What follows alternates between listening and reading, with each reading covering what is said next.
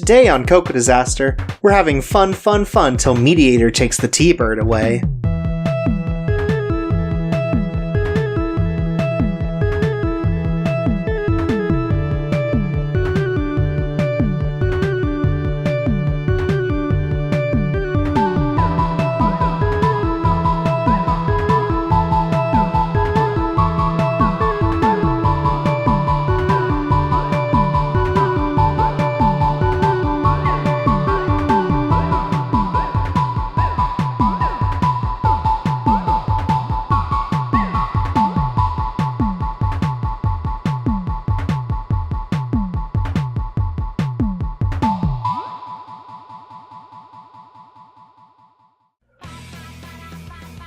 Hi, and welcome to Cocoa Disaster. I'm Chorpsaway, and today we have a very special guest. Hi, I'm friend of the show, QB. It's friend of the show, QB! Friend of the show, QB. QB has been one of the most insistent fan mail writers and people to talk to outside of the show about it, and I'm glad to have you back to talk about this show that you made me watch. Humanity Has Declined. Yes, this is a single serving on the show Humanity Has Declined, which is a light novel adaptation that came out in 2012. It's not nearly as old as most of the other ones we've done so far. It's pretty recent. So it ended in it started in 2012? The anime started in 2012. Okay. It's based on a light novel series that started, I think, 2008 and only just finished last year, with some pretty big breaks in between, but we'll get a little more to that in a minute. So, before we get into the background info and stuff, what made you want to do this discussion on Humanity Has Declined? What is it about the show? What is it about the history of the thing that made you interested in doing this episode? Humanity Has Declined has always been one of my favorites, for anime in general. It's hard to point to one specific thing it does really well, but it's very unique. There aren't a whole lot of shows that are as unique as this one. Also, it's kind of helped by you obviously recommended it to you very heavily, but there were no expectations when it started airing in its season. It just got kind of spread by word of mouth. It was really a dark horse. Yeah, I feel like I haven't heard a lot about Humanity Has Declined, but the couple people who have watched it constantly reference back to it and talk about it, particularly with sort of the wackier moments of it, which gives a very different perception from what it is, the way the fairies kind of speak about the death of material culture, or the giant cat with super moves fighting a squid. Out of context, Humanity Has Declined could be construed as a very different show than it actually is. Humanity Has Declined is very smart in a lot of ways, but wraps itself in a lot of very goofy, over-the-top antics. There's also a lot of just strange stuff about its designs, and there's a lot of very striking things about it. The ordering of the episodes is anachronistic, which also lends it to being pretty experimental and unique. So I really thought it was just something that would be good to highlight in this kind of podcast. Yeah, and after watching it, I get it. There's definitely a lot to this that you might not expect from the art style or sort of the description. Nothing really lends itself to really recommend this show except for really analyzing it and being able to talk about the things that really make it good. It's also really funny. Yeah, it is very funny in not quite a standard anime comedy way. It gives something a little bit different to that, and that's what makes it kind of cool. So, a little bit of background on Humanity Has Declined. Like we said, it's based on a light novel series that just ended last year. This anime came out at the time when the original novel series only had 6 out of 12 books out, so there wasn't a ton of material to work with, and another book released a few weeks after the anime started airing, long after they would have had the chance to add that to the docket. So there are a lot of 2-episode stories that sometimes feel maybe a little longer than they should be, but all can have this layered approach to storytelling that's very different. There's a lot of elements that are surprising about it. You could understand how, like, you know, these halves of books ended up being like 2-episode stories. The author of the series is Romeo Tanaka, who's probably more well known for his work on visual novels than light novels. He's worked writing for visual novels such as Yumi Miro Kusuri, or Rewrite, or Cross Channel. Humanity Has Declined was his first light novel series, and other than that, he wrote one other light novel called Aura, which is like a one-off thing. And the studio behind this is AIC ASTA, or I guess AIC ASTA, which is like this subset of a much larger anime production company. And this wing of their group hasn't done like a lot. Like, this is kind of the only real standout thing they've done, because the other things they have like are Persona 4 the animation, like the first Persona 3 movie, Heaven's Lost Property, like Gun X Sword. Like, it's just a kind of bad list of shows. Well, this is definitely the most distinctive one on their list. Yeah, like, this is the one that really, like, stands out as, like, oh, they got this and they really did something with it. You can kind of compare it to, like, David Production and JoJo. Yeah, because, like, before JoJo, they just fucking didn't do anything. I mean, they you look at what they're doing besides JoJo, you got Neptunia, you got Sagrada Reset. Yeah, like, it's baffling. I guess the one other thing is they produced an OVA based on Aura, the other light novel by Romeo Tanaka. So there's that, and I don't know if that ever came over or anything or got any attention. I definitely haven't heard of it. But something that might be interesting to look into. So, like, yeah, Humanity Has Declined is sort of this weird... It belongs to a studio that hasn't really done anything exciting. It's from an author who people aren't familiar with. Like, it's just this weird underdog that has a lot of, like, surprising elements to it. It's very pointed. It's very, like, smart and satirical. It has a lot to say, and it's wrapped up. It's satirical in a way that anime aren't, usually. Yeah, it's just so distinct in a lot of ways, like, art style notwithstanding. Like, there's just a whole bunch of it that's... It is very unique. It is very different. And I could see why maybe this show didn't get, like, a lot of recognition when it came out, but I'm surprised because it is very good. To get that out of the way early.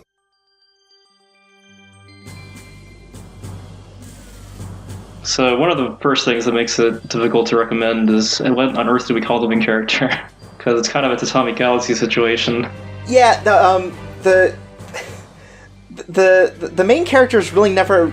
I mean, everyone in the show is kind of given a name based on their occupation or, like, their place. Like, you have assistant, and you have grandpa, and you have... Why? Like, you know, why? Like, they have very, like, simple, like, non-distinct names. And from what I understand in the books, like, from the fandom, they refer to her as Watashi, because it's I, you know, it's a self-referential thing. For the sake of this, we're going to be referring to her as Mediator, because that's her position, and other people refer to her as Mediator. And that was, like, through the whole thing, that's what I assumed. That's what makes sense for the whole consistency of it. Yep. As QB said before, the show is not in chronological order. From what I understand, the books do follow a more chronological storytelling, but we end up, like, in book 5 to start. We end up pretty much at the tail end of what they had available to work with, and that is episodes 1 and 2, which are the Fairies' Secret Factory. But it's not like just that it's the later book. Like, there are events that happened beforehand that are referenced in this first episode. Right, like, you are given a lot to, like, assume, I guess, because they make reference to, like, oh, Mediator cut her hair because she lost a bet, and that's never brought up besides, like, referencing it. So, like, there's a lot of stuff we're just left to assume, at least to start. Well, I mean, they don't explain why she cut her hair in this episode, but it is explained later. Right, eventually. So this ends up being our introduction to these characters, and I guess it works because basically all of the major players do show up in this story. Like, it works in that way. So we're in a nondescript future setting, very rural. It's hard to talk about the show because I keep wanting to say, like, humanity has declined. Like, I'm just saying the title is very, like, it gives a very good description of the setting. Yeah, humanity has peaked, and this is the period after that, when they are on the decline. Right. So they've sort of, like, humanity has reached the point where their overconsumption has ultimately made them regress technologically and societally. Like, they've gone back to these very, like, rural villages, very sort of, you know, early colonization sort of tools and development outside of a few, like, anachronistic sort of things. But for the most part, like, men are going out to hunt the last few animals that exist. And, you know, there's very little to work with in terms of, like, grains and crops. It's definitely reaching the point where humanity is dying. Yep. Slow population problems. Yeah, so this story takes place in Camphorwood Village, nice rural place, where we meet the United Nations Conciliation Commission mediator, our main character, also from now on known as Mediator. There's a great food shortage, and Mediator has been brought to provide meat for the chickens that this village has that aren't harvested and can no longer lay eggs are going to be killed and turned into meat. And no one knows how to do that. Right. Like, a lot of knowledge has just been lost. Like, no one else knows how to kill chickens or, like, you know, make them ready for consumption. But due to Mediator's sort of, like, resistance to the idea of killing a live animal, they all escape and run away. And so there's just no meat for the village. We're then introduced to the Fairies, which are referred to as, like, present humans, or sort of like the evolutionary divide between, or like the evolutionary step. New humanity, I think they use a few times. Yes, so these fairies are tiny, like, I don't know, like less than a foot tall little human-like creatures, like very chibi, like very super deformed style, with these constant huge open mouth grins. And they subsist entirely on sweets and fun. Yep. So, like, Mediator is the only one left who knows how to make sweets, but she doesn't have the materials to make it as frequently, so these fairies don't get to eat as often, which means they don't get happy as often, and the happiness is how they, like, develop tools and how they repopulate. Like, everything is based around whether or not they are having fun, and if they aren't, they also go on this, like, they go on this own form of decline. It seems like their fate is not entirely tied with humans producing sweets, though. Like, they can subsist on nectar and stuff, it seems like. But they just really like sweets. Yeah. And so, Mediator exists to be the go-between for fairies and humans, sort of like passing along the knowledge, passing along the duties, I guess, and getting the fairies to sort of work together with humans, hopefully to prevent the extinction of humans. So I guess we can go over the main characters besides the Mediator, who is the Mediator. You have her grandfather, who is also the Mediator. Right, and is named Grandpa. He will be referred to as Grandpa for the rest of the show. Yep. And we have his assistant. And Assistant ends up doing a lot more work for Mediator than for Grandpa, because Mediator's the one who goes out, while Grandpa just, like, hangs around and plays with his guns. Like, he has a lot of guns. Yeah.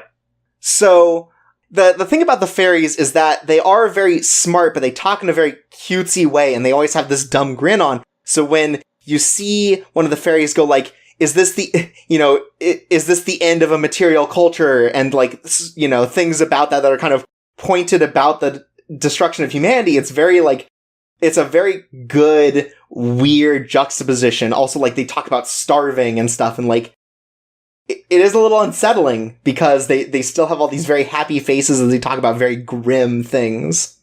Yeah, so this is something that'll come up, like, as you watch the show, you'll get more used to seeing the fairies and how they act and what they are capable of. But the inciting incident in this episode is when suddenly, while they're moaning about having no food, she happens to moan to some fairies she keeps in her house. And once the fairies know that, they start taking action. Yeah, so at some point it turns out that some place called Fairy Co. is sending these processed foods to the town, and there are humans that are kind of wary of it, but it's all these sort of great things that they wouldn't have otherwise. They have, like, canned beets, and they have, like, sardines and stuff, and, like, they give a hair growth medication specifically to Mediator to help her grow her hair back after she lost it in some unexplained bet. And so they have this meeting about the chickens that ran away yesterday, and they have to go hunting to try to go find them. Mediator realizes it's meaningless, but she points out, we must demonstrate that we took action even if our actions are meaningless, which is this weird... Again, there are weird, like, points of very pointed commentary and stuff. Like, the way she speaks, it's very frank, it's very, like... It's funny in a very dry way. I think one of the things that makes the show unique is how it does that kind of pointed criticism, but it's also, like, it's very fun about it at the same time. Like, it's not mean in the least, but this entire 2-episode arc is just a complete blasting of like government and management structure in general and companies. Like it's so blatant. Like you have to like step back a bit to see just how far they're going with it. Right, and that'll get into more, because as they're searching for this, they do stumble upon one of the chickens, or they think it's one of the chickens. It is a dead, cleaned chicken that is running around, and they find stamped on the thigh of one of them is a Fairyco symbol. So it turns out that Mediator, Assistant, and Grandpa are going to go check out Fairyco and see what's happening, because this is like a weird fucking event, and it's going to be really hard to explain to the humans, like, oh, we found these chickens, but they're dead, and, cleaned and running around and alive. It's a weird thing. And so they go to check out the Fairyco, which is this almost like a toy house, kind of, like, very colorful and very sort of, like, precarious in the way that it's held up. But supposedly, no fairies work at Fairyco. They do find one, though, just kind of hanging out. Yeah, they find one that's hanging out, and they kind of use it as, like, a compass to help guide them. But there's a guy working at the front desk who's willing to give them this guide through this tour through the factory, and it seems like this factory just sort of started up one day, and so they've been hiring these people, and no one knows who, like, upper management is, and no one knows who's running it, but it's creating food, so everyone's kind of okay with it. All they know is they're being paid, and they don't question it. Yeah. And so they go through, and they're seeing these sort of, like, assembly machines working on their own, creating these sort of processed fake foods, and they get introduced to the sequence by this talking, like, robot loaf of bread. And it talks about how you can make bread out of anything, even, like, garbage, but the problem is that it's going to taste like the thing that you make it out of, so garbage bread tastes like garbage, and they're trying to work on that. Yeah, the fairies didn't really think it through. Like, it's giving this very sweet, cute vibe to it, and then, at the very end, this bread robot's like, the bread that we make doesn't taste great, but who would know? No one's had real bread for forever. And eventually it, like, asks everyone if it wants to try some, and just rips itself in half, spewing carrot juice, which the bread has been made out of, just onto everyone like blood spill. It's just... It's fucking... So that's the first impression of the show. Right, because that's the end of the first episode, is this bread robot, like, committing suicide and just spewing carrot juice over everywhere.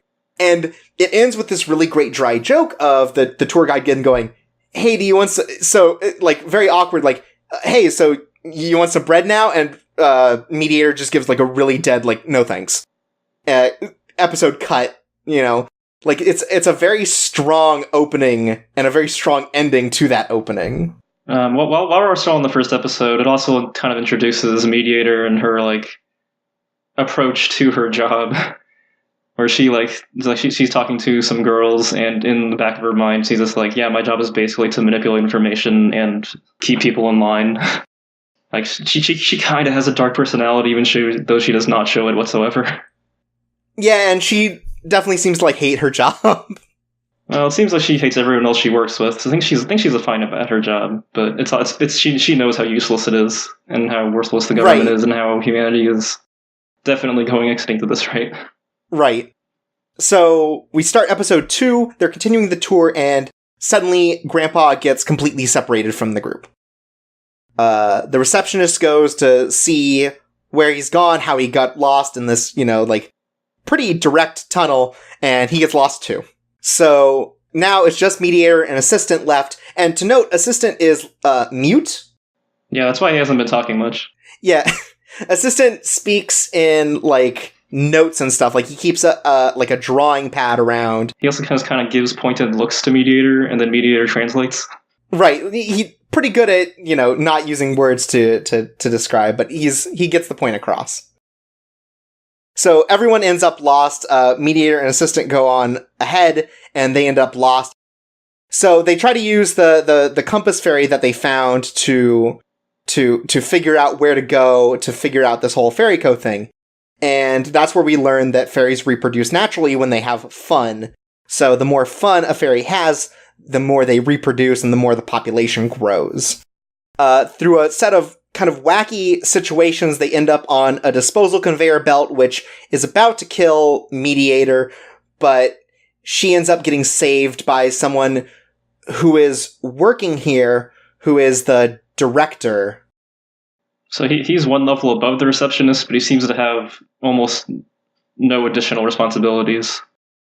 And he equally has no idea about any of the higher management. And here we learn that Grandpa is the bureau chief, also like a mediator for the UN. We get a little bit of information more on how Mediator lost her hair, which is over something called the Human Monument Inquiry that she messed up. So using the director's new information, they make it up to sort of the boss's room, where immediately the director falls into a hole, removing him from the story entirely. Yep, he doesn't come back. He might be dead. We don't know. The double doors open, and Mediator has quite a shock at what's behind the door, which it turns out that these skinned dead chickens that have been running around are in fact now running the company of Fairyco. They literally say the line, the executives of this company are all headless chickens. Yes. They make a note about how all intelligent life forms are judged on their taste, which is why they're very rude to Mediator, because humans taste bad. Well, she can't understand them until the fairy gives her some translating glasses. Right, they're speaking in Japanese for the sake of the show, but, Mediator can't hear it, and then she's given translation glasses, which, again, it's a weird, kind of pointed, commentary, because it has this issue where it's, kind of localizing the subs and kind of giving really indirect translations. So it's a weird thing that I don't know is, an attack on translations or not. I think it's just trying to show that the fairies stuff works, kinda, but a lot of the time it kind of misses the point.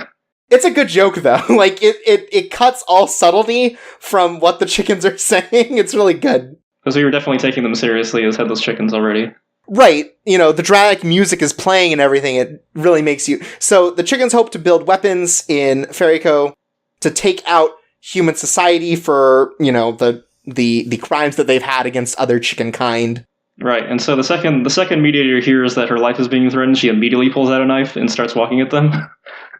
Right, which they are all just frightened as hell because of it. They are not ready to fight even a little bit. Yeah, but one of them hits a button and locks her in a cage, so she doesn't get to shank a bitch. But yep. So she's caught in the cage, and as these chickens talk about their plans, Assistant appears. He got lost at some point, and he's back now. And he has a camera, and he's taking pictures of all of these headless chickens in order to get an exclusive scoop and to show people, what's going on here. And the chickens are so frightened of being outed that they all end up jumping from a very tall window, or they jump from a yeah, it's a cliff face. Yeah, and they all just fucking die from the impact. So much earlier, maybe the first scene of the anime, there was a character who was depressed and had a bunch of sisters that she couldn't feed. that was living in a nearby church. Yeah. So the cliff that the chickens jump off of is right on top of that church, which leads to an amazing scene. Yeah, there's this great scene at the end where this girl is taking care of all these orphans and like, oh, we don't have any meat to eat. We're going to have to feed them like this terrible soup. And she's looking up at the stained glass window, making a prayer. And as soon as it finishes, just tons of these headless dead chickens crash through the stained glass window. As Ave Maria plays. God bless us, everyone. It's raining birds. And so we also find out that Mediator's hair has become sentient, thanks to the fairy hair growth solution. And it turns out that the hair is the thing that's been saving her all of these times in the factory when she should have died or she was stuck in the cage and stuff like that. Mm-hmm.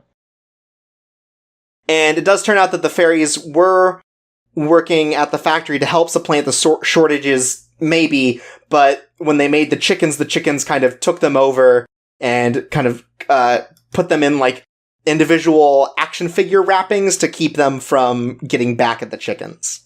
So the first two episodes was like the impression that like in the season it came out, people had no idea what to expect from this show, and no one knew what this series was. So when these two episodes came out, we were like, "Oh wow, this is actually really funny," and like this is something special. So that's around 2 weeks is when I started watching it actually. Okay, because yeah, it is a very like a lot happens in this opening, but it's not overwhelming, and it really like introduces you to the very unique world that Humanity Has Declined has produced. Like, they've put together something really, really different. Like, anime don't really do dark comedy all that well, but this one pulls it all the way off.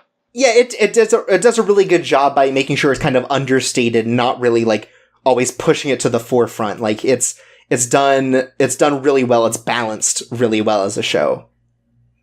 So, the next episode is The Fairies Subculture, which is very trope-laden, It's extremely meta. Heavy on parody, and it's a wild ride. So this episode introduces Mediator's eccentric friend Y, who they know from school. She also works in the government, technically, as far as that means anything at all when government does nothing. Yeah, but she works on something. She's working on the Human Monument, which is a celebration of human history and culture. Is notably making no progress whatsoever. Right, like, she is introduced having just spent 3 years worth of pay on buying, like, a very old-timey car to drive around. So, Y is a government worker and above Mediator in terms of position. So Mediator is required to help her on this mission that she came to Camphor Wood Village for, which is that someone that had a big mansion still died recently, and apparently it is full of sort of incredible human technology and data that would be important for preserving the culture of pre-decline humanity. But Y-Sound finds something that's much closer to her interests, which is a printing press. Yeah, it finds a printing press, and using it, they're able to print, like, whatever the last thing in the printer was, they're able to use based on one of the jobs left in it. And it turns out that the last thing it was used for is to produce yaoi manga. Stories about boys who are more than friends. Right, that is how they constantly refer to it as boys that are more than friends. So here they have discovered the lost technology of manga, because as it turns out, there's no equivalent in this declined humanity. There is no sort of like, there's no media like this. And so everyone in Camphorwood Village and the surrounding villages just becomes like crazy obsessed with the manga that turns out to be in this mansion. They even rename it to the Manga Mansion. So there's a little bit of subtext that the gender divide is a little skewed towards females at the current population density of humans. So there's a whole lot of women and not a lot of young guys. Yeah, so this plays into sort of this decline of humanity. So they find just hundreds and hundreds of diskettes of like manga scans that are like partially corrupted in some way. So Y gets all of these people in Camphorwood Village around the clock to be like restoring the manga and sort of trying to rebuild it from the fragments they can find. So they're trying to make this huge business out of these leftover boys love manga that they find. It's literally the last boom of human culture. And so turns out that Y is a huge otaku who likes moe and boys love, like just super into this. This is 100% her interests. And Mediator does not read that crap. Right. Mediator is very like not into that sort of thing. But Y wants to kind of bring back the manga bubble with exclusively producing boys love. So they're producing boys love. Mediator worries that the fairies are going to want to join in and make like whatever weird perversion of boys love manga they'd make with their kind of vague understanding of humanity and human culture. So like she is distinctly worried about this eventuality like throughout the entire episode, and then as the episode develops towards the very end, she kind of lets down her guard for 1 second, and the fairies it goes to do hell. their thing. But as the boys love gets popular, like women all over the country are falling in love with it. People from other villages start creating their own boys love things. Like they have recreated the manga boom, but exclusively with stories of boys that are more than friends. Just all over, they're shipping world, countrywide, and create it. They basically create fandom. So again, how it develops is they do their own comic at the Camphorwood Manor. Yeah, eventually they build their own Comic-Cat. They have this convention where everyone's selling their own boys love. It's a great celebration of this common ground. Like there's a line like miles and miles back for people to get in. Like they really have recreated sort of the culture of manga. So like there's a little bit of drama with Y trying to have a monopoly over the entire culture, but it just it ends up fragmenting anyway because a lot of other people want to make stuff too, not just her. Yeah, and she seems to come to accept it by the end that, this isn't just something exclusively for her, this is something to be shared and to be explored. And so when Mediator kind of puts down her guard after this whole thing, very, dealing with it, she opens up a boys love book that happens to be on Grandpa's desk, and Grandpa's nowhere to be found. And when she opens it, it teleports her into the panel of a magic fairy boys love manga. It seems to just be a manga. Yeah, it's probably boys love because there's no other manga existing. Yeah, what other manga exists? Like, not only in the show but also in real life. But yeah, definitely. So it starts to get very meta here. This is actually where the episode starts. It's like the cold opening is both in media res. It starts at a close up of an eye. It ends on a heavy cliffhanger, and like they use every single cold open trope you've ever seen. But it's just the three of them like hanging out in a panel. Like there is no other action. Like they don't explain it until the very end of the episode, if at all. It's really good. So episode 4, we find that they're in the void. Assistant is here, Y is here, and so is Mediator.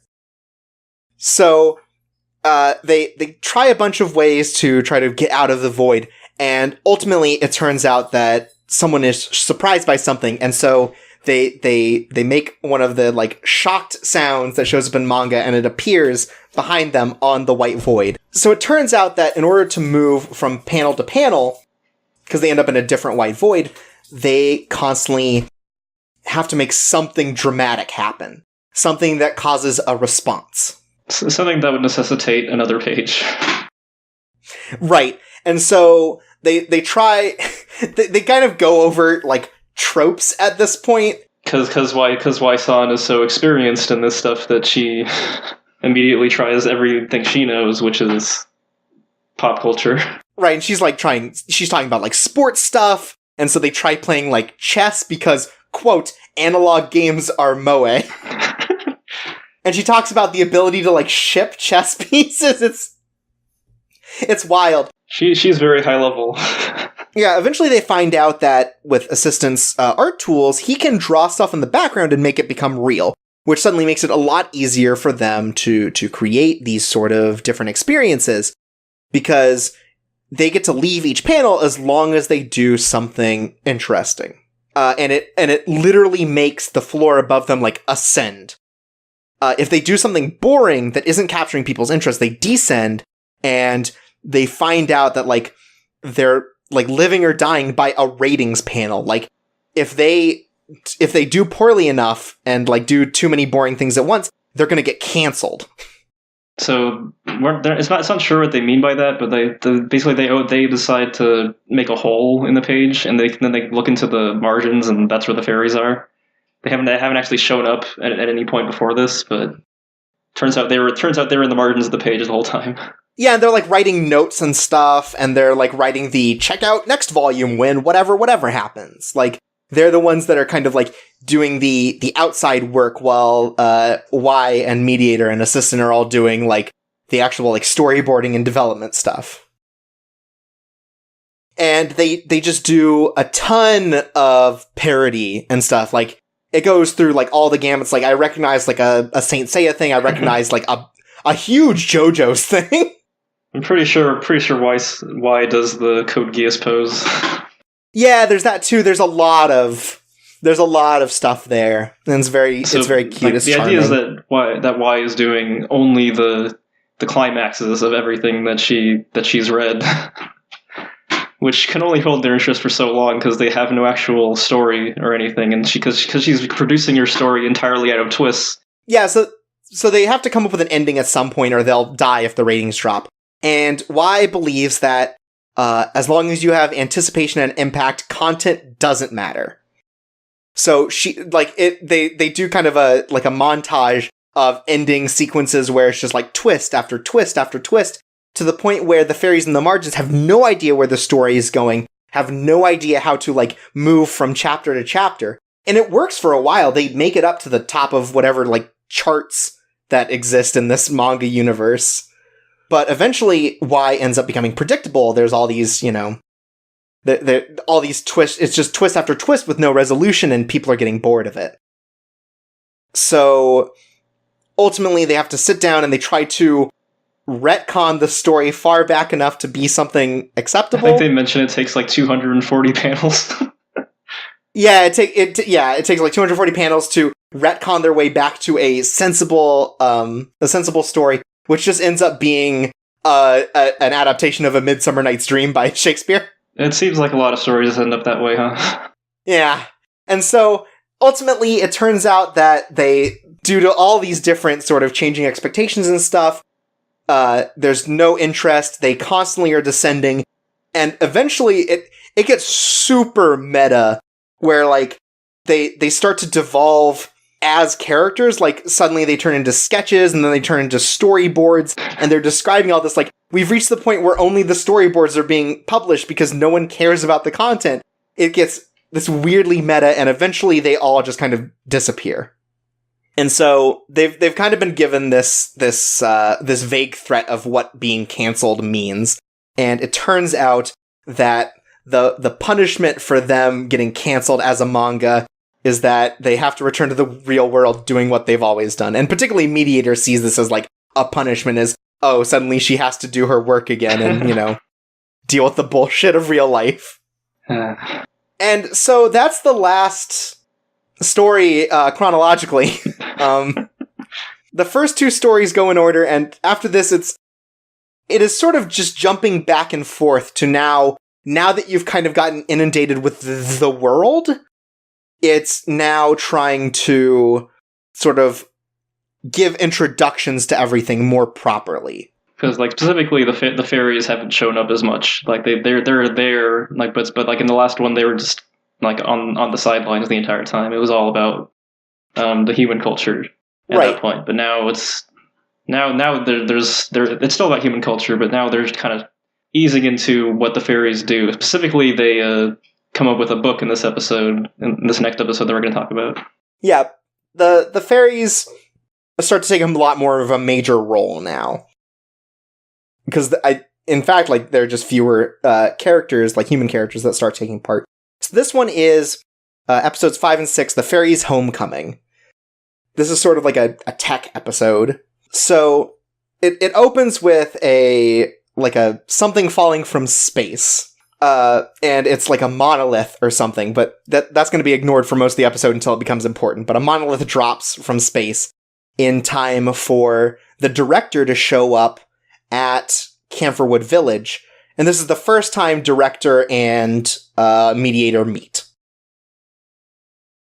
This is the introduction to the Human Monument Project, which, as we talked about before, is sort of the celebration of human culture and technology and science as, whatever they can find that produces this, that shows the human culture pre the decline, they're trying to celebrate and trying to sort of reclaim.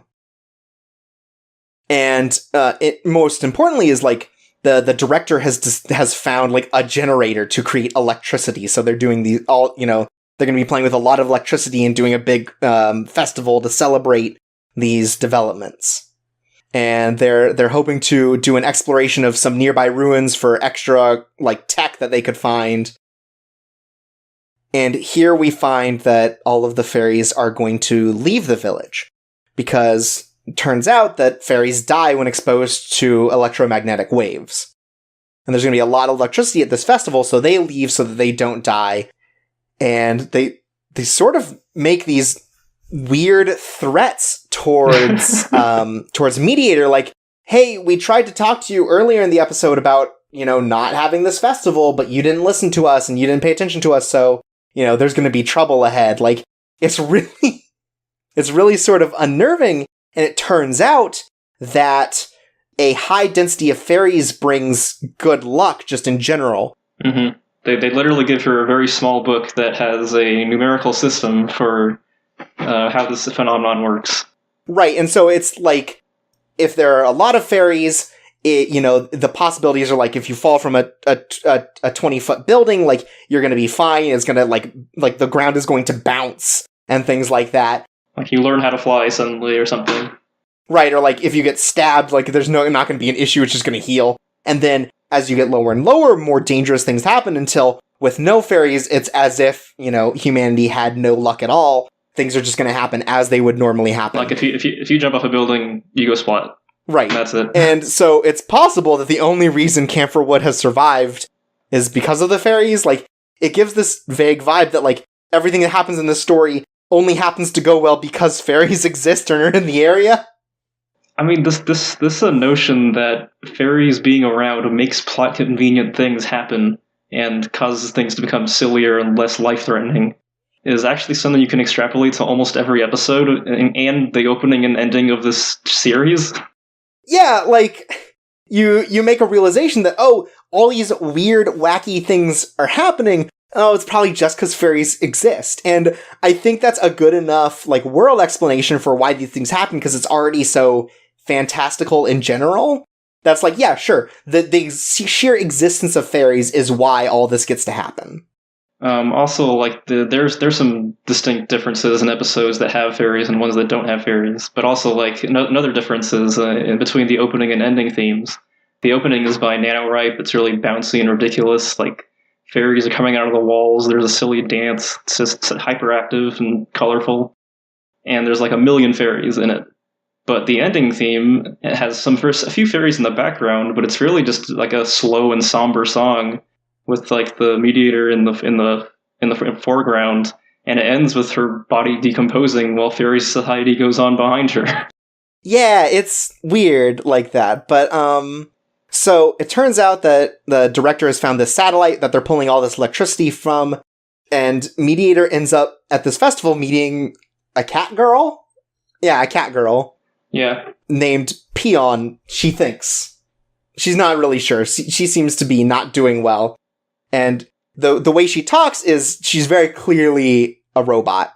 Yeah, she talks about, like, melting down and not being able to access memory, but she's very convinced she's a human. She is looking for a companion named Oyag, she thinks. Again, her memory's very faulty, but she believes this. And sort of with Mediator not knowing anything, Peon just kind of leaves and kind of does her own sort of exploration to try to find her companion. So at this point, a Mediator and Assistant go venturing into the human technology ruins. Right, so they're trying to find culture. It's the next day, and they get completely lost like an hour in. Right, they stumble into a magic elevator. They start pressing random buttons, and they just they don't know where they've ended up. They find the grave of someone named Oyage, and so they assume that this is the companion that Peon's looking for. That he's dead. And they're stranded. The elevator has disappeared behind them as they stumbled onto this grave. And they kind of go on this exploration of this huge maze-like system, and eventually find themselves, in a building, 20 stories in the air, in the middle of Camphorwood. They try to call for help, so that someone can help find them, but their radio dies, and so they're left to explore on their own. One fairy decided to stay behind for the sake of Mediator, by turning into an inanimate object so that the electromagnetic waves wouldn't harm him. And so there's at least one fairy left to give a little bit of luck to the humans. They stumble through this big building and find a lot of discarded electronics and another monolith like the one that fell from space. There are all these slimes that end up attacking them. And they end up finding a hospital inside this big structure with a working computer, and through being able to get it, because there's all kinds of electricity still in this building, they find that Camphorwood not Camphorwood, but the structure that they're in was built to block out electromagnetic waves in sort of a fear-mongering thing, and eventually the residents got so comfortable that they were scared to leave. And they refer to it as a whole town of hikikomori, or a whole town of shut-ins. And at this point, they're attacked by a robo-dog, and Peon shows up and kicks the shit out of this robo-dog. Yep. So Peon is here to help Mediator, who helped Peon find electricity to help power her. Because again, she's a robot. And because she's a robot, I guess, she can't see fairies. Yep. I think the difference might have been she was programmed by humans, so her sensors wouldn't be able to pick up on fairies or something. Possibly. And so through this continued exploration, they eventually find Oyage, who's voiced by a character who voices a lot of, or at least one prominent Shuni character that I recognize, the one from My Teen Romantic Comedy Snafu. I recognized him as the Viral and Link. But he's got a perfect voice for being sort of this over-the-top, kind of wild dude, Catboy. Yeah, he's also a catboy, right. So they meet the two. They both have these faulty memory banks, so they keep not getting each other's names right. It turns out that the robots are the monoliths that they found earlier, and they just needed power to be able to They find this out when Peon just kind of depowers and turns into a monolith with legs and arms. Right. There's this big fight between Oyage and Peon and the team, because Oyage doesn't want to get his memories back for some reason. He doesn't know why. He just knows he doesn't want them, so he's fighting against them. He has this thing called the Killdozer. At some point, they stumble into this fantasy world under the town, in the building, in the town. They end up stumbling into this very fanciful civilization. Oyage turns into a giant cat. The fairies turn into a squid. Oh, yeah. They only had one fairy, but it multiplied as people were having fun. So right. So eventually, it was able to turn into this just huge squid, and there's this fight. I don't know. It's weird. Yeah, the thing is that as the fairies multiply and into completely absurd numbers, the episode in turn becomes more absurd. Yeah, it gets weirder and weirder. Eventually, they start collecting a bunch of microwaves and shoot them at Oyage to kind of force him into self-repair mode. which is a thing that Peon notes as a thing in their circuitry. So basically, yeah, it's microwaves. They use some microwaves or something. Right, they use some kind of like microwaves, and they just like shoot all the heat at him like a laser, and he forces self-repair, his memory returns, and it turns out that Peon is the Pioneer space program probe, and Oyage is the Voyager space probe, and the Voyager came back to Earth to avoid doing this really lonely, depressing work, and the Pioneer came back to find him, and they both sort of like just lost their memories due to decay, because you don't know how long they've been here. Ultimately, they both realize that they don't want to go back out there. They prefer to live on Earth where it's warm, as they say. And so, in order to sort of protect everything in the village, the Fairies, these two probes, Mediator sabotages the generator that they had brought for the Human Monument Festival to keep the probes landed so that no one knows that they're probes, to bring the Fairies back so there's no EM waves. And because of this failure, she is like considered like almost a war criminal, and her punishment is to get her hair cut, which is why in episode 1 her hair is cut. So we finally get an explanation for that. It turns into a weirdly sentimental episode by the end. Yep. Like in humanizing these space probes and sort of the lonely work that we send like robots out to do.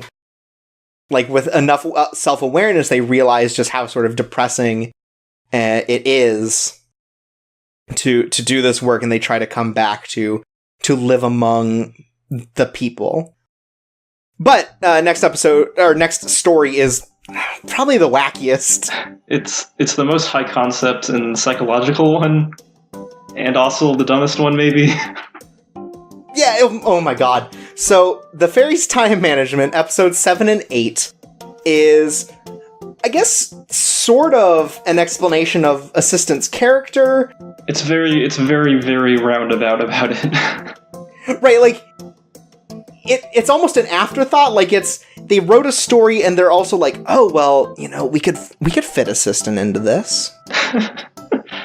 So one thing we learn in this is that Grandpa's job, I guess, is to sit in his office all day, maintaining his gun collection. And, like, the thing you can notice about his office is there's a lot of bullet holes in the background. So he kind of sits at his desk and fires bullets just all day, and it's kind of a good metaphor for government when you think about it. Wow! Oh, I hadn't thought about that. Wow! So Mediator is sent to... Okay, so first of all, Mediator is confirmed here to be one of the last confectioners left in the world. This takes even before the previous story, because Assistant isn't around, and sort of about her and her work with the Fairies, creating like cakes and stuff for them so that they stay satiated. Yeah, but like a lot of the other stories that we've seen already, she happens to say something like, "Oh, I wish I had more time to do things," and the Fairies respond, "Oh, you mean like clones?" And he's like, "No clones, please, no clones." But it's already far too late. Right. So she is sent to go get Assistant, who is like in the hospital in a different village for some reason. Yeah, she hasn't met Assistant yet. Right. So this would be the first time she ever meets Assistant. But right before that happens, she gets given a banana.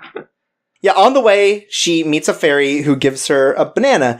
And Meteor's like, oh, this doesn't have any flavor. And the fairy goes, oh, you wanted flavor. Okay. And then leaves. And, you know, that's it.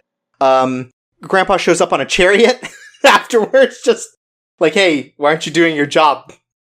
He refers to it as his wheels. Yeah, his wheels. And so she makes it to the village late. I think like 3 hours late to pick him up. And it turns out that Grandpa's assistant has run away from the hospital. Something else that happens a little bit before this in the timeline, which is going to become very important.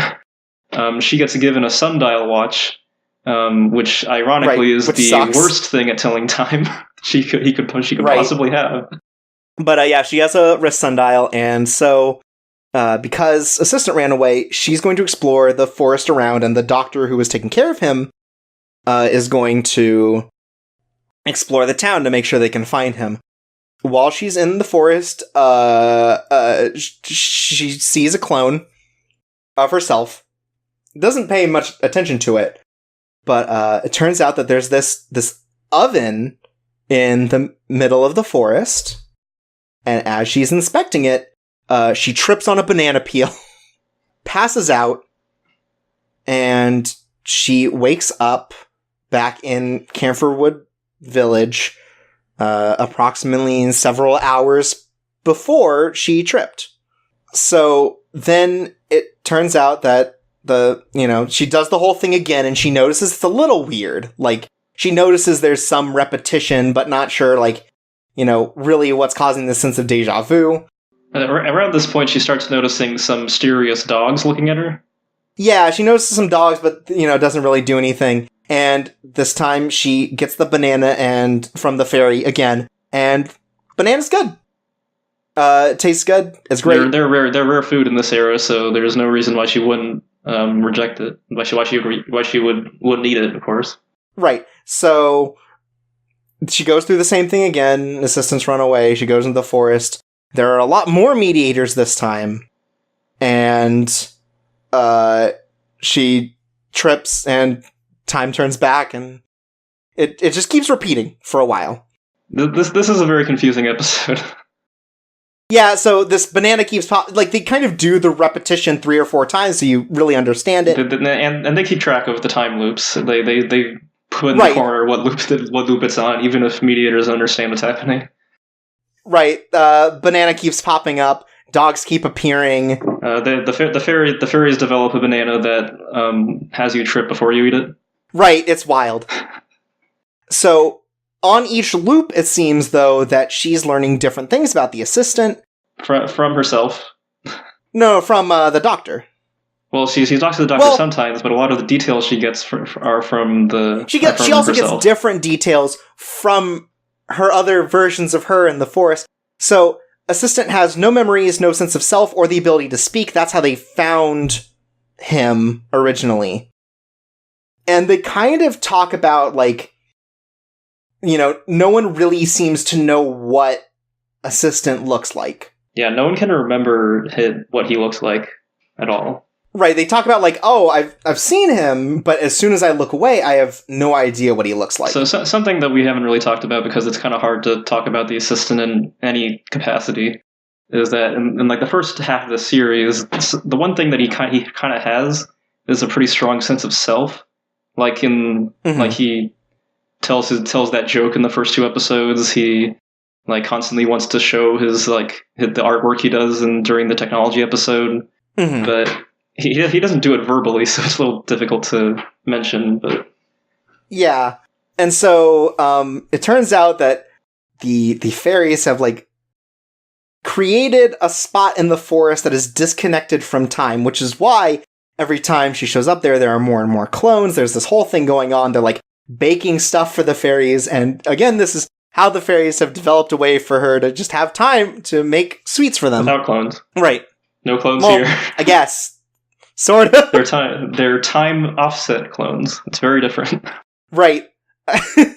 And so it's the cause of the banana, and one of the time loops, she's like, "Oh, I'm not gonna eat the banana. I'm gonna make sweets from it, for the fairies." And it turns out it doesn't matter. She still undid the banana. She ends up tripping on the banana peel anyways. So something she notices, among her time offset partners, I guess, is that some of them have sundials, some of them don't, and so that's how she's able to identify the ones that can tell her about what the assistant is like. And a lot of the discussions they have are oh, hey, I need to go look for the assistant. And everyone else is I do too.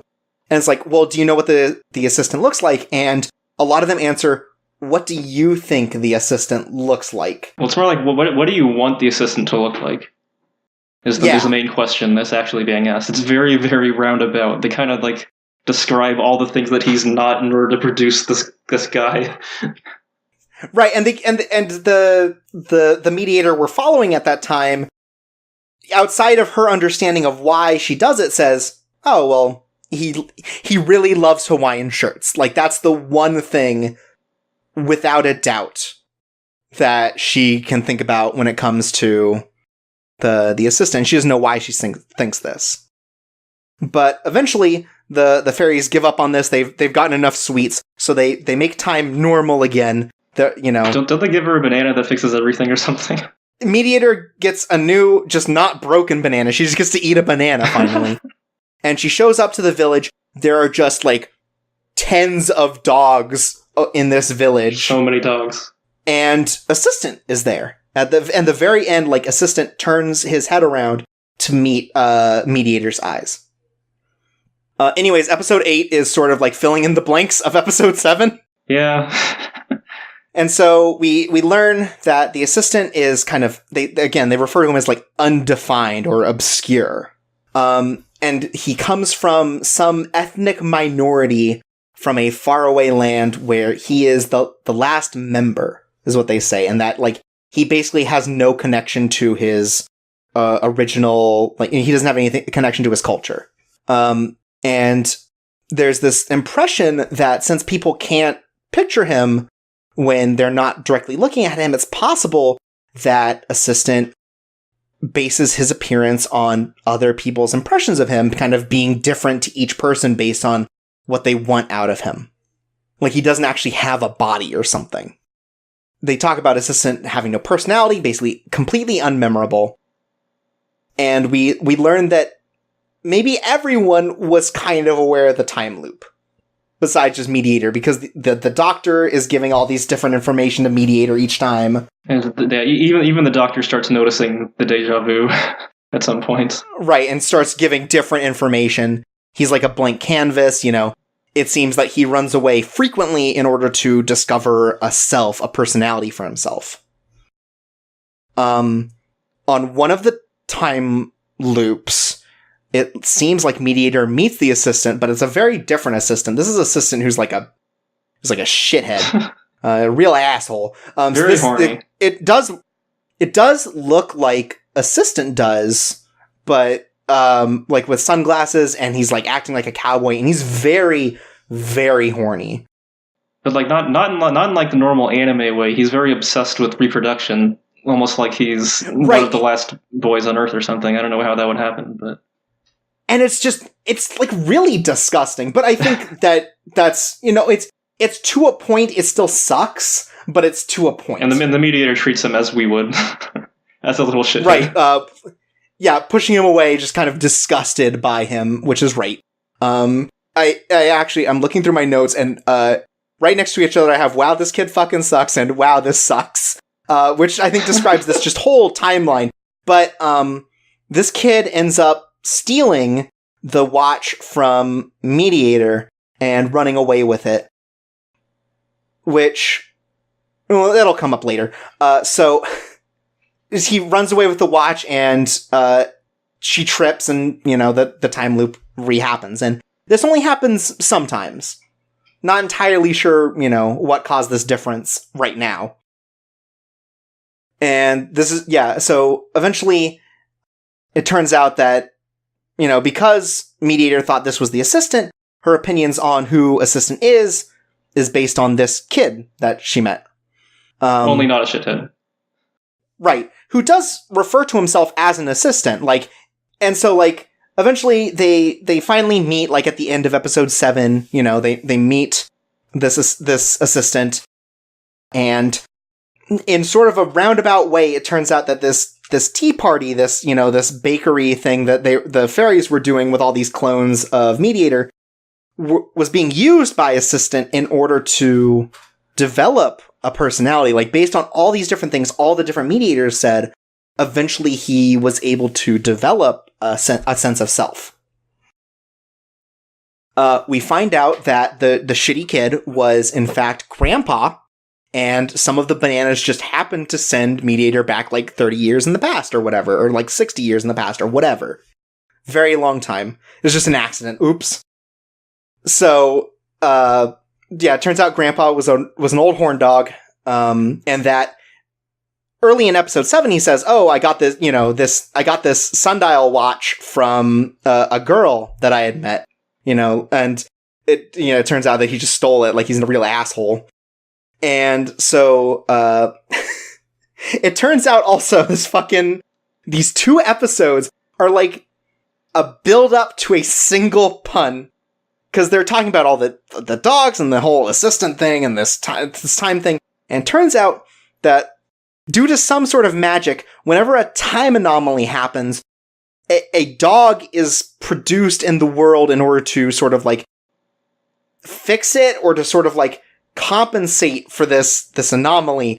And Assistant speaks the only lines he'll ever speak in the series, just to say, "Time Paradog."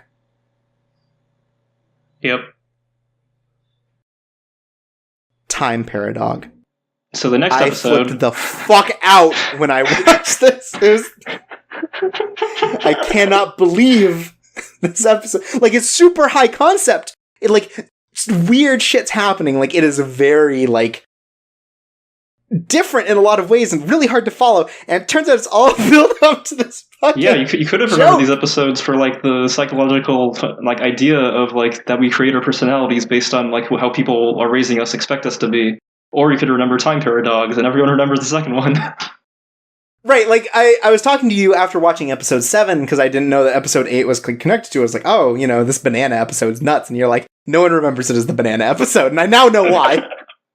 Holy fucking shit. Fucking... Anyways, so, now we reach, a single episode, stories.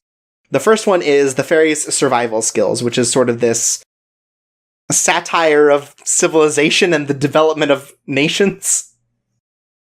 So, due to overpopulation, a number of fairies have sort of been isolated from their own culture. Like, there are a number of there are like 7 fairies that are hoping to seek asylum from the other fairies just because they're being bullied and sort of mistreated due to this spike in fairy population and these tensions because this lack of sweets. It's kind of messed up, actually. It's like you wouldn't think that these creatures that can never stop smiling would ostracize each other, but they definitely do. Yeah, and it turns out that the fairies are like capitalists. They're very into sort of like not this whole like sharing thing. They're very into sort of working for it and all that, and then pulling yourself up by your bootstraps. They have some interesting words they say. Yeah. Wow. Whew. And so Mediator is forced to help the asylum-seeking fairies find a new place to live so that they can produce their own nation, not to be sort of like burdens or seen as burdens in this other one. But they're also very excited about taxation and subjugation when they start their new nation. Yeah, and oppression, like they're very excited about it. They're all into it. Except for one of them. One of them keeps trying to like, spread the seeds of communism and stuff and like working for each other and everyone's like, that's stupid. One of them says shady research very excitedly. Right. So they find like a deserted island kind of off the shore of the mainland that they live on.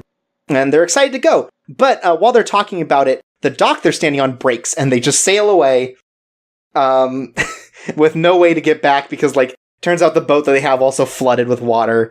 It's just bad. On the way over there, the fairies decide to name their new nation Fail Nation, thanks to the, I guess, their attitudes towards themselves and also how they're ending up on here. They're both excited and depressed at the same time. Right. They are stranded on this island, and in order to kind of create what they kind of see as the defining government, they decide to make Mediator their queen. She accidentally accepts. She would never have done so otherwise. But right, Mediator talks about like, shit, I fucked up by not saying no. And so the fairies start making furniture. They make it out of wood, like they're doubling. And it turns out that these fairies have suddenly become very happy because whereas they were seen as burdens and extraneous before, they now have something to work towards. And Mediator is happy to have necessities for survival. Right, she's really happy to be pandered to. That too. And taken care of. Pampered, sorry, not pandered, but pampered. And so they're building infrastructure, and they kind of talk about all these things they need to build, and Mediator starts kind of having a go to her head, like, oh, they want to make things like culture and religion. It's like, nope, take care of me. And so she gets really into the role of being a queen. They literally give her a stone slab saying, like, should we make religion? And he says no. Yep. No. And so they're just populating and constructing all over, everything being done for the sake of their queen. There's a naked fairy at some point. It's really messed up. She's very happy with her new lifestyle, though. Civilization is booming. They've cultivated the land. They've just created, like, their own kind of micronation out of these fairies, and everything is just done for the sake of Mediator. And they start making plants that do a lot of stuff, like coffee. Right. At some point, they actually make drugs. Oh, yeah. One of the shady research pays off when one of them shows off a literal narcotic they've made. Yeah, and they show it off. It's like, hey, look what I planted. And it's like, oh, what's that? And he takes like a sip from whatever fruit is on this plant, immediately pisses himself and passes out. And it's like, oh, I built a narcotic. And they're just like, take it away. This sucks. They literally, he's arrested for crime. Yeah, and within days, like it hasn't even been a week since they got here, there are 8,000 fairies. They've created this huge, nation. They're building monuments to Mediator. Because they really want to like express like their pride in their civilization. Right, and they're sort of just building like knockoff things from other cultures. Like they build a Great Wall and stuff. And by this point, Mediator is completely predisposed with having hot water available. Right, happy to have hot water. Happy to just take the land and just she spends like all day making sweets for them, but that's okay because she gets pampered in response. There's a little bit of discussion of like having gone too far, like that the land is sort of being affected by all of this overconsumption and overproduction, but it doesn't matter because it turns out that they found a way to make candy plants. So they give up all other farming and cultivation for the sake of making more candy plants, and they make a lot of candy plants so that now Meteor has even less to do. She can be a couch potato. Right. And it turns out that eventually their excess does in fact destroy their little micronation, just like kind of overconsumption ended up killing humanity in general. This is sort of just like a small version of that. Or even just like Jamestown with like tobacco. Yeah, they've produced way too many landmarks because they wanted to waste time. Like they ran out of things to do because of all this cultivation. So they're like, oh, let's build lots of landmarks. And they end up killing the land and just like removing all possible, like they've removed all the trees and stuff. It's bad. So at this point, Mediator realizes that if she wants to get off the island, they're going to have to break the monuments into a functional raft. And upon hearing the words functional and not aesthetically pleasing, the fairies go into a complete funk and no longer want to do anything. Right. Like they build the boat, but they can't leave because Mediator's waiting for the end of this rain, but it turns out that the rain just goes on for like weeks, and they just have nothing left. Like they've run out of all the resources at this point. It's just a wasteland.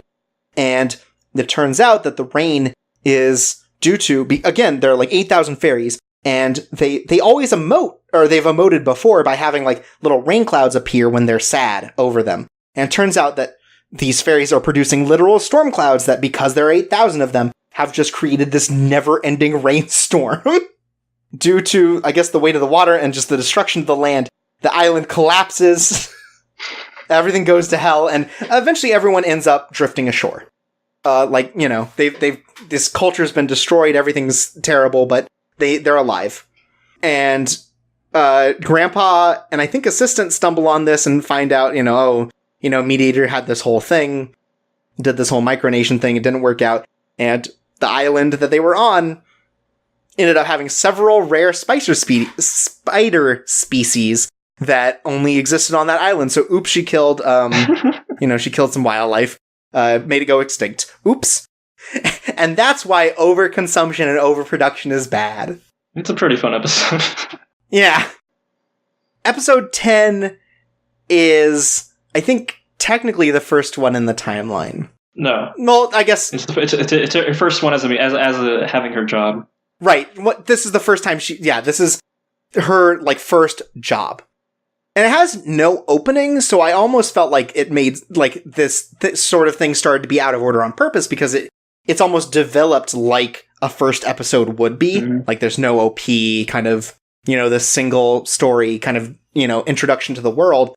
that is maybe a little less in your face than the actual introduction we got. But, she's sent to greet the fairies that live nearby in, like, you know, in, junkyards and stuff. And she can't see them right now. It seems like they're all kind of in hiding, you know, new person, kind of wary. And something that's really charming is the person who had her job previously has this journal that he kept to keep track of his interaction with the fairies. And it's presented like reading through like a video game journal, like in a Resident Evil or something. And it turns out this journal is useless because it's just like, oh, today I had this meal with the fairies and I had this food and this and that. It's just worthless. But Mediator finds out from Grandpa that, you know, she has to increase the levels of fun in the fairy areas in order to get them to come out to be able to interact with them. And so she makes a little bit of candy, puts it in the middle of this junkyard next to a single flag, like, oh, this has whimsy. Yeah, that's her idea of fun. She's not good at it yet. Right. Mediator sort of beefs first contact because she falls asleep and wakes up and there are just a whole bunch of fairies hanging out around this candy plate. And she, like, trips and stumbles into it instead of, like, you know, very calmly moving in. So all the fairies are scared and run away. Except for 3 that are inside the trap that she set. Right, and so they get kidnapped. She kidnaps some fairies. And we learn now that, you know, fairies pee themselves when scared, but the pee is, like, pure water, so it's like, it's not a big deal. Honestly, that seems pretty convenient. Yeah. But, so, because this is a scary thing, like, they keep thinking that, you know, she's gonna eat them, or, you know, like, kill them and do all these horrible things. She makes some candy and gives it to them and sort of fixes their ties. And here we're explained more to the idea that fairies are the new humanity. The current humans are kind of like stepping down to make way for the fairies. And we learn that the fairies on their own are sort of a culture that just has like a collective consciousness. Like they don't know about their origins, like their birth. You know, they just kind of appear one day. Specifically, they don't have names. Right, they don't have names, they don't have a sense of, like, home. Like, she asks, how are we gonna get home? And it's like, what's that? But they are still shown as, like, very intelligent, they just don't have really I guess they don't have a use for this sort of thing. So, it's kind of a cultural exchange at this point. Mediator gives them names. Mediator's like, I'm gonna name all the fairies in your area. Except for one of them, who decides to be Sir Christopher McFarlane. Right, he names himself. And he's the one that looks like a pirate, so I guess of all the names, it's the most appropriate for him to go with. Yep. It's great. So then when she returns to the dump the next day, it turns out it's been converted into like this future metropolis. Like there are big robots and skyscrapers and stuff. Like the amount of fun, I guess, that these fairies brought back with them has created this just boom. Like, again, as they have fun, they create more and they, you know, they are referred to as a melting pot of culture and science that can be like set off really easily. So any amount of whimsy is able to like get them really working. So they've built mecha, you know, they've started multiplying rapidly, making it just impossible to name. They've like named Mediator as their god. And so Mediator's like, well, I don't want to name you all, so I'm going to give you guys a naming dictionary and you can choose your own name. And so again, everyone's like, oh, it's our god, oh, Mediator, oh. And they like make the statue in her name, and Mediator's like, I don't want to be god, so Tag, you're it. And Tag's one of the fairies like, you're god now. And the fairy gets really scared, and it's like, you know, and Mediator's like, no takebacks, everyone can be god only once. And so their civilization just gets destroyed and declines because of this like fear that anyone can be god, and they're playing this huge tag match, and eventually just the metropolis explodes. Yeah, they just get completely distracted, and it just raises the entire civilization. Yeah, it's great. It's a really great ending. Like, this would work just as well, I think, as an opening episode. Yeah, it introduces all the fairies and introduces her job and what human society is like now. And the just absolute, like, wild things that the fairies get up to. So then, episodes 11 and 12 are, like, a framing story that are, like, a flashback to Mediator's school days. I think this is the first time Y would show up in the story. it's sort of like Wise coming, and Mediator's sort of reflecting on the first time that they met. So Mediator enters school at 10, and I think she's almost 10. No, not that it really matters, but I'm not sure if this is like to continue the gag that no one's named in this, or if it's like a genuine sort of like depressing thing that like the people bringing her into the school just go like, oh, welcome to school, Mrs.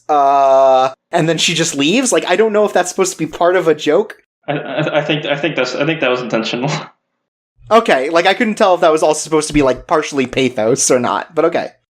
So on her first day, she ends up getting hazed, and sort of like her doors changed shut, and she's been left all of these different riddles that are supposed to lead her to the key to her room. It seems like the school is pretty well set up technology-wise. Like, they have this security drone and stuff, and, they've taken care of it. And Mediator starts to solve these puzzles, these riddles, and eventually just asks the robot to get her into her room. And the next day, Y shows up, and Y is the one who ended up putting all these riddles together, and she acts like just a real butthole to Mediator for not being able to solve them all fast enough and just giving up. And that's our first introduction to her. Y sucks in this introduction. We learn that Mediator is pretty isolationist, doesn't want to interact with people, just wants to kind of like excessively study to the point where she can get out of school as fast as possible.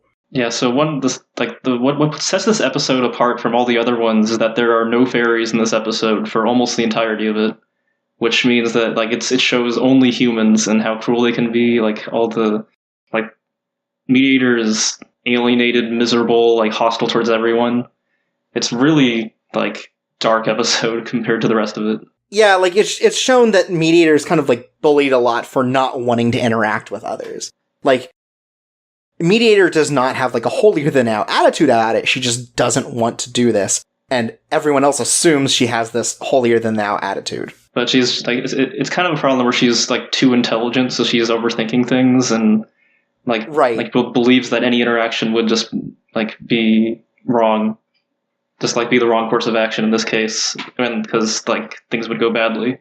Yeah, and despite all this, there's still one character, a blonde girl named Curly, who wants to like be friends with her and constantly tries to, but yeah, this is where it starts to go like really bad for her, because this is where Mediator starts to like get so far in her own head. She believes that Curly is the one orchestrating the bullying with like this really unsettling metaphor, while like Curly like talks to her in her room and I don't know what you're thinking, like I'm not doing all this, and like while Mediator is like saying these things, like saying like, oh, I know that, you would be the one in the position to cause all this bullying.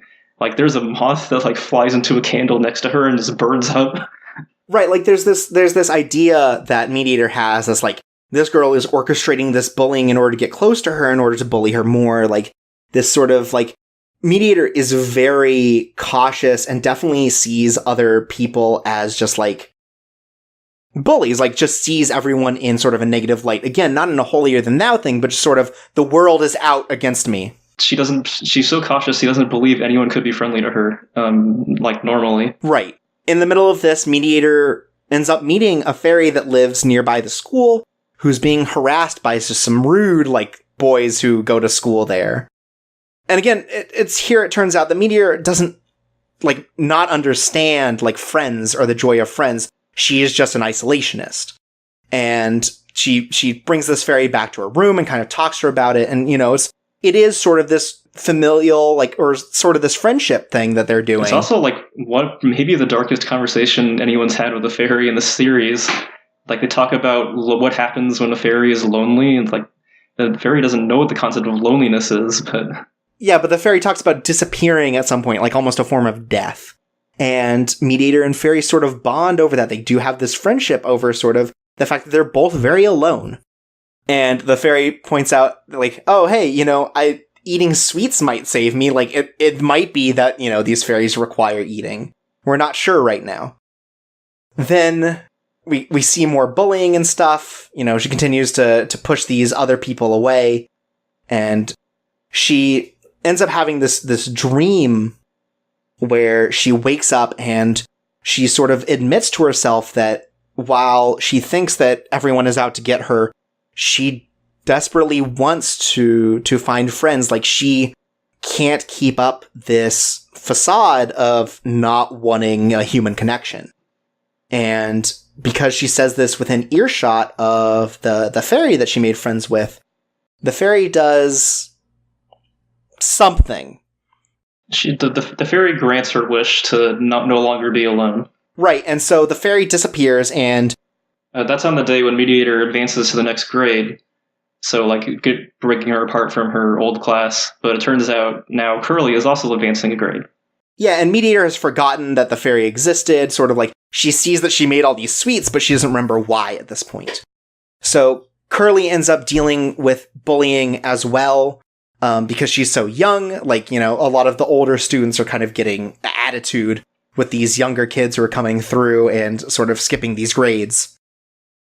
And eventually, Mediator helps her out with a bullying sequence, and Curly immediately becomes just super clingy with Mediator to, like, a really, like, creepy degree. Like, almost immediately decides that they're going to be roommates and puts in, the paperwork and forges her signature for it. Like... Pretty unsettling. A lot of red flags there. Yeah, and so Curly then is like, hey, I belong to this thing at school called the Wild Rose Society, and they're doing a tea party soon. You want to show up? You can make sweets. Sweets go well with tea. And so, because Curly's a member, she can, like, invite people into the fold. And then we get to the last episode, and I mean, Mediator's really changed now that she's, like, been introduced to the Wild Rose Society, and they've taken her in because, again, she makes these sweets. She's being sociable. She's no longer being bullied because she's part of that special club that only members can invite others into.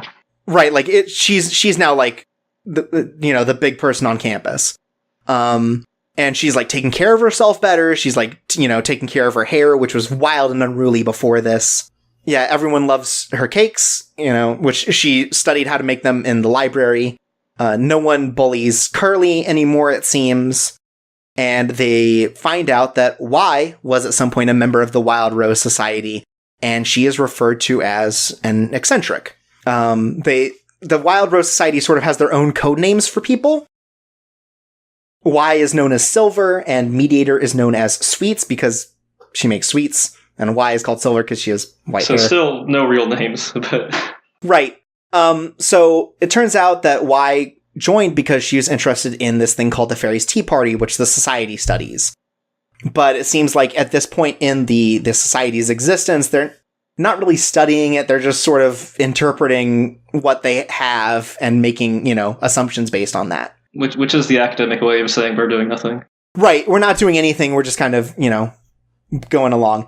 So, Mediator skips a grade and ends up in a class with Y, and Y is sort of like, the brutally honest sort of person where it's like, hey, Mediator, you're fucking fake as shit when you're hanging out with the society. You don't like that. And, like, also makes this, like, vague threat of, like, the Wild Rose Society is only beautiful on the surface. And later, we've been introduced to this idea that the library is having books stolen from it, and turns out Y is stealing all of these boys love books from the library, which happens to be there, and hiding it in this, like, hidden room that exists from before the renovations were made to the school.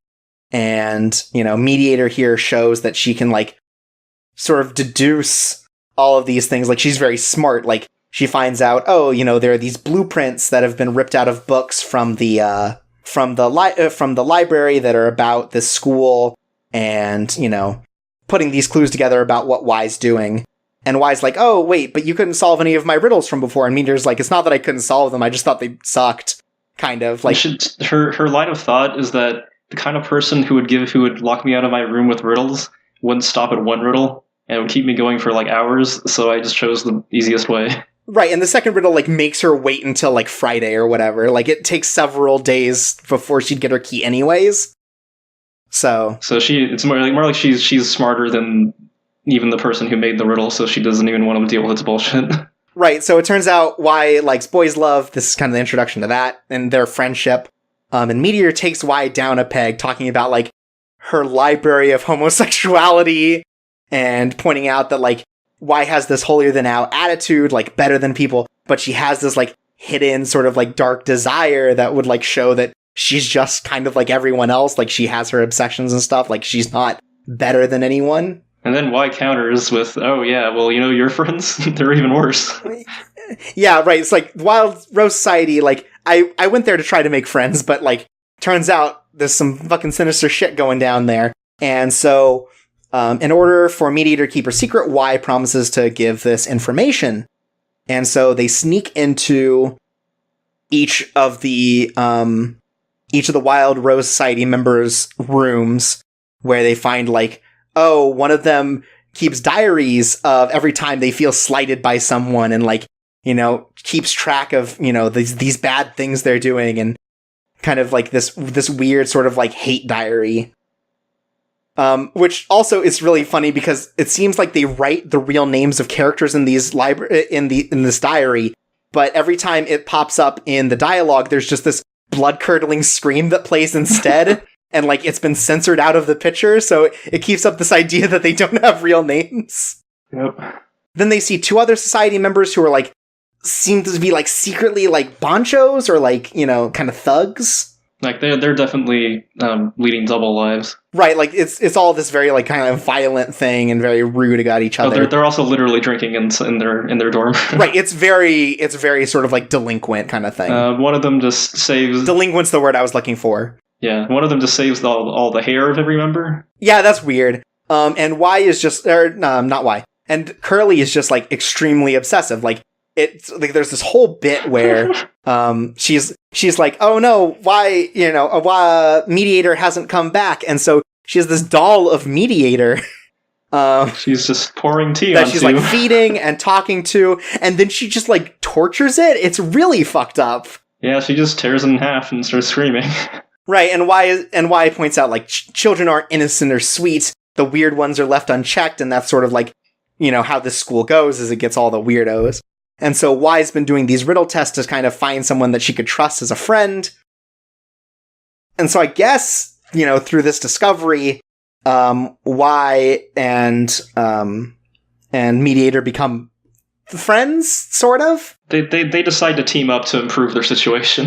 Right, they decide that they're going to find the real fairy tea party.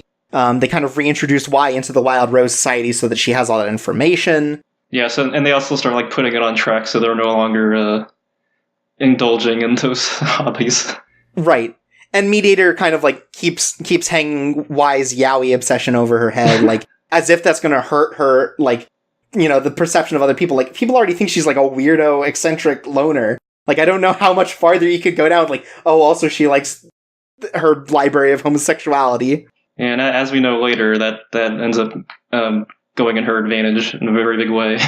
Right. So they try to find this tea party. It doesn't work out. And eventually it turns out that they're the last class of the school. The school closes down after everyone's graduated from their year. And so they eventually give up on trying to figure out what the Fairies Tea Party was. They try to find the source of the legend. And they find this room full of, like, maintenance robots. Where after seeing this, Mediator's memories of the fairy return, and she sort of, like, kind of runs around trying to remember now where this fairy was and, you know, how this fairy seemed to, like, impact her life so much.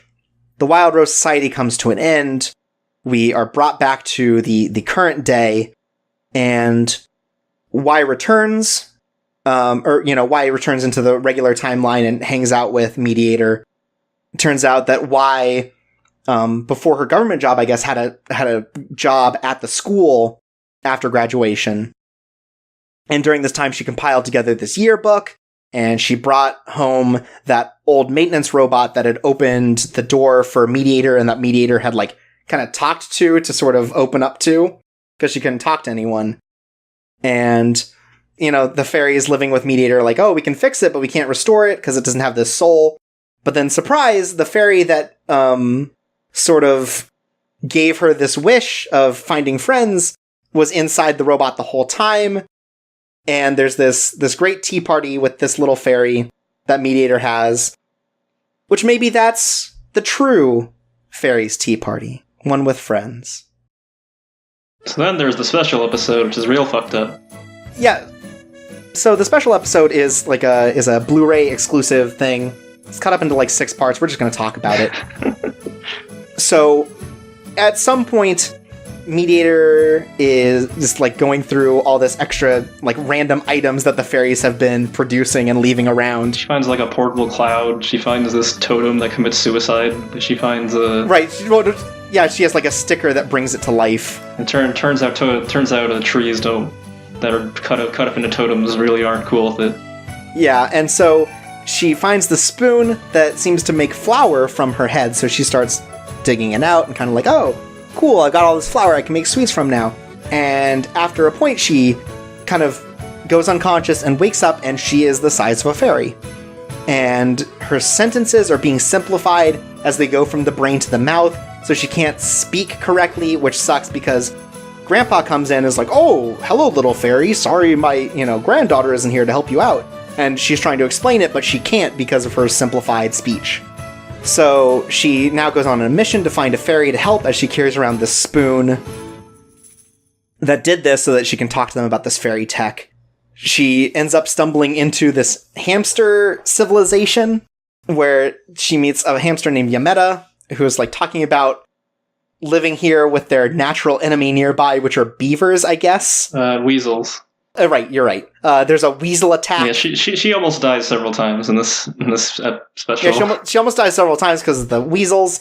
There's a bird, I think. Yeah, the weasels kill a hamster named Muhan, who's got like an eye patch. This very Big Boss-esque. Extremely Big Boss-esque. But, so, there's this huge fight with weasels. A frog helps carry Mediator away from the battle. But it turns out that the frog is actually a fairy who, now that... I'm not sure if this is, like, from fairy to fairy, this is what they look like, or this is someone who has, someone who has devolved thinks that they are, sees the fairies. But it's very, like, Bishonen, very this, like, pretty boy prince sort of thing. And they're also speaking in complete sentences and not, like, fairy speak anymore. Right, so they meet all of the fairies from before, like some of the fairies that have popped up constantly throughout the series, and they're all kind of Bishonen beautiful boys, very smart, and none of them know about what the spoon is, so they're like, whatever, it's time for Mediator to have fun with her new fairy friends. Yep, and she has fun sliding around with her pet ladybug, Algernon. Yep, and eventually, she tries to make sweets again by pulling flour out of her head, and it causes her to degrade even more. And so the fairies realize that the magic of the spoon is that it takes the thoughts of people and turns them into flour. So, in other words, the intelligence. Right, so she has been becoming less and less intelligent because she's removing the intelligence from her brain and converting it into flour. But she has gotten to the point where she kind of forgets it immediately. They make it back to her house, and she's like, oh, look at all this flour. I'm going to make cookies. Yes, I think she literally gets to the point where she's too dumb to realize why she's scared, which is terrifying. Yeah, but she makes just enough of a realization, like, oh, these are my thoughts, to be like, oh no, fairies, you can't eat these cookies. They're poisoned, and so she eats them all. Alone. Many times her body weight, she eats them all alone. Right. And she eats all of the cookies and returns to normal, and it seems like she's missing a few thoughts from her brain, but ultimately everything's okay. Yeah, maybe like 90% of her previous capacity. Yeah, that's good enough. Oh, and also during the segment where she's like kind of almost dying as her intelligence goes to zero, she like wonders if someone will feed her pet Algernon. Right. Just straight out of that book. Yeah. It's wild. It's great. But yeah, that's, it definitely feels like sort of a special. Like it doesn't really fit with the rest of the stories in the same way. It's not a narrative story at all. There's no reason it would fit. Yeah, it's just kind of a cute little thing, and that's mankind's survival of the fittest is what they call it. We also have a note here that just says it's called Record of Hamster War, which is good. That's kind of what it is. Like, that seemed to be the focal point, is like this weird weasel versus hamster thing. Yeah, I guess hamster society is significantly changed in the absence of humans as well, kinda.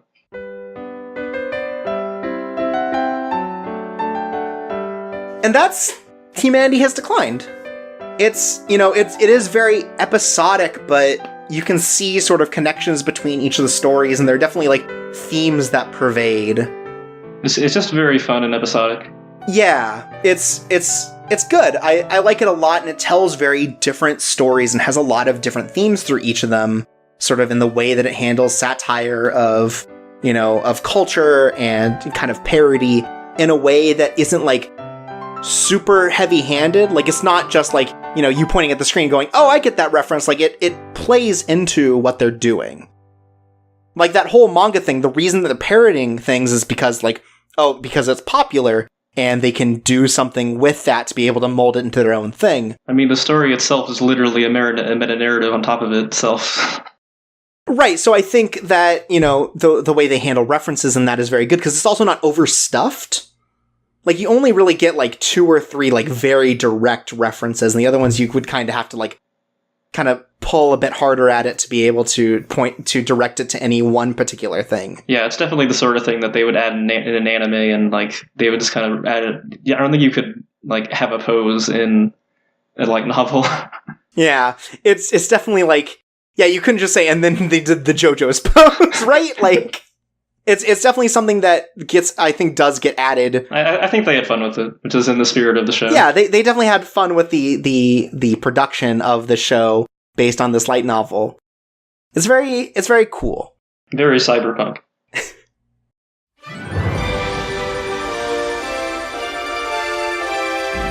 So, in this discussion bit, one of the first things I wanted to talk about is the world that it builds.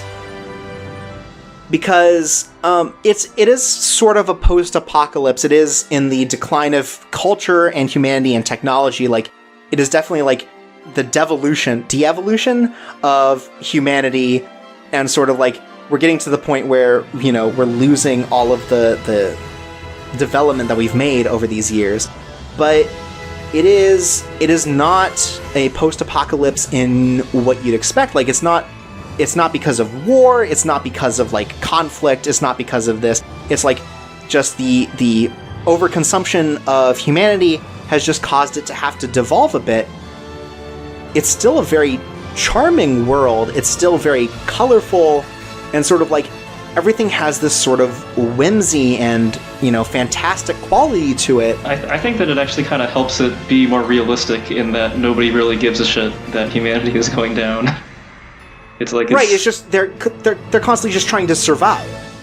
It's very interesting because I feel like with other stories like this, it would definitely paint a much darker picture. But like, it is very much about like trying to recreate the culture we found, which is why like, they create all this boys love manga because that's the last sense of that form of culture that they can hold on to anymore because it's the only thing they can find.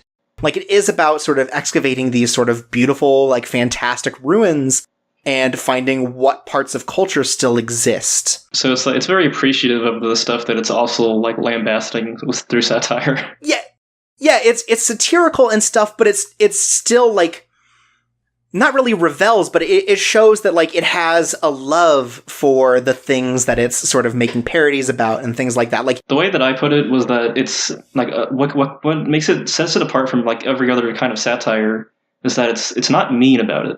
Yeah, like, because like, yes, it has things to say about like, corporate culture and stuff, but it's wrapped in this package that still makes it absurd. Like, it's not like, oh, this particular thing fucking sucks. It's like, this corporate culture is kind of terrible, and also it's run by, headless chickens, right? Like, and like meetings are never work, never hold meetings. The outcome has already been determined. Right.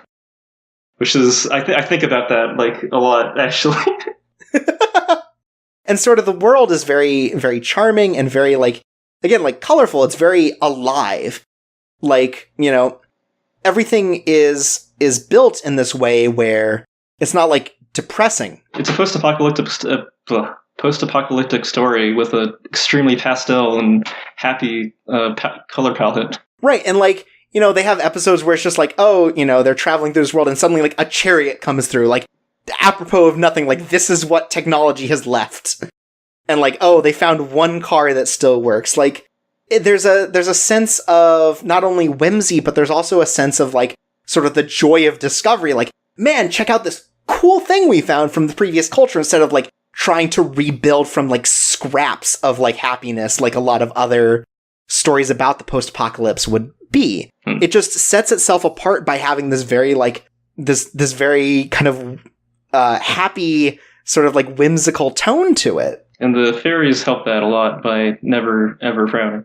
Right, and the fairies also sort of like play into this sort of like post-apocalypse. Like they're trying to learn about culture from humans, and they're making this own bastardized version based on like the bits that they understand. Like, it is a fascinating sort of discussion about what it means to sort of live in this devolved world and try to recapture in a way that, again, a lot of media just doesn't do.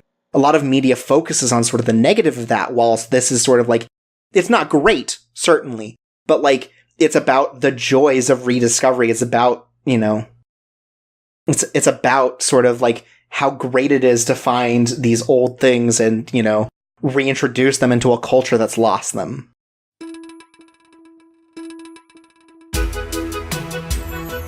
And that sort of builds into another point that I wanted to talk about, which is sort of like the different ways that these characters try to revive culture. You know, the humanity has declined, and, you know, they've lost a lot of their culture, but there are a lot of episodes about sort of trying to recapture media and things that were really important in a very different form of humanity. Yeah, it's interesting to see like what gets passed around in like this post-electricity era. Yeah, and it's very meta for sure. You know, it's telling these stories about sort of like, again, like the recreation of the manga industry, but they only know one genre, and so they're constantly trying to build new versions of these stories, but the only context they have is for boys who like each other more than friends. So it doesn't matter what kind of story they're telling, inevitably it becomes a boys' love story. And, you know, they build these, you know, they're building this convention about it, you know, there's suddenly this huge market going around, and, you know, these competing stories that they're trying to tell from each other. It's this fascinating look at how, kind of in this particular sort of like post-apocalypse, how they're rebuilding, how they're, you know, recapturing the joys and the media of previous cultures. It's also kind of fascinating to see how the fairies like kind of have the bad qualities of humans, like in miniature. Like arbitrarily excluding each other, like the whole editing thing, like where did they get that from? Right, like it seems like they have learned a lot from humans, and like they don't understand why humans did it, but they do it anyways. Like when they talk about sort of like going for capitalism and not wanting to, you know, wanting to build this sort of society where everyone helps each other, it's like this weird holdover that they've suddenly captured because this is a thing that humans did. Like, you know, they're just trying to follow along and sort of be part of the action. Like, they see humans having fun, like, making manga, and so they're like, we want to do that too. Or they see, like, you know, humans trying to hunt for food, and it's like, well, we can make food, sort of. And they, you know, make these, you know, living dead chickens or whatever. It gives this very, you know, it gives two different approaches where the humans are based around sort of like trying to rebuild a thing that they've lost, trying to recapture this. And the fairies are just trying to play along because they don't have a context for which to really, like, follow along. Meanwhile, the humans just complete failures at rebuilding, while the fairies are overcompensating for it. And, like, they go through the life cycle of their civilization in, like, 5 minutes. Right, like, again, like, the episode where they rebuild that culture on that island, within a week, they've already just reduced the world to a wasteland, like, and, you know, they're building these monuments because they know that monuments are what you do, you know, to celebrate a culture, and they're just building, like, recreations of other monuments that they may have heard about. It's a really fascinating satirical, like, tool with the fairies. Yeah, but again, never, like, pointed or mean. It's just like, it's showing sort of like the mistakes humans have made, but faster and more absurd through the lens of these fairies. It also helps that the humans in the show pretty much don't really give a shit about like human history. Like when asked about like what are humans like, Mediator just responds like, "Oh, we used to show off with some wars, but now we don't do that." Yeah, like, and Mediator is definitely a good lens for it because she's very dry. She's very dry. Yeah, it's very dry, sort of like. She does respond to things with reaction, but when she's talking about stuff, like, she is very, like, kind of dry and calculating, and she just, she understands all too well sort of, like, the issues with human culture, but, she's going along with it because she can't change anything. Yep, just trying to survive and do what you can.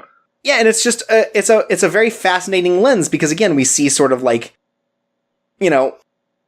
people all the time are like, I wish I had more time. And the fairies take this to this weird degree where, like, you maybe realize, no, I don't, certainly not in that way. I don't want the way that, you get extra time.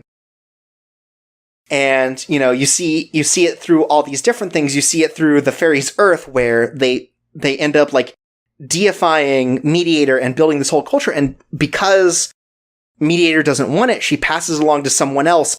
And in the ensuing chaos of suddenly being held accountable for themselves and their own responsibility, they just wipe out a metropolis that they built the day before. Like, it is just a rapid, like, recreation of human history in some way. Meanwhile, the Humans project to recreate all human history just went fucking nowhere. Right, it's just like, hey, we found some stuff from old cultures. Hey! You want to do anything let's with celebrate. It? Maybe tomorrow. Yeah, a satellite fell. We can get electricity from it. Let's party. Though some of that could be pointed at the director just being completely incompetent. I mean, Y does find culture and tries to, like, spread it in its own way. Well, Y and Mediator are both competent in their own interests and nothing else. Right. Yeah, Y and Mediator are sort of friends, and they are very similar. They know that there's no reason to try. They're trying to have fun.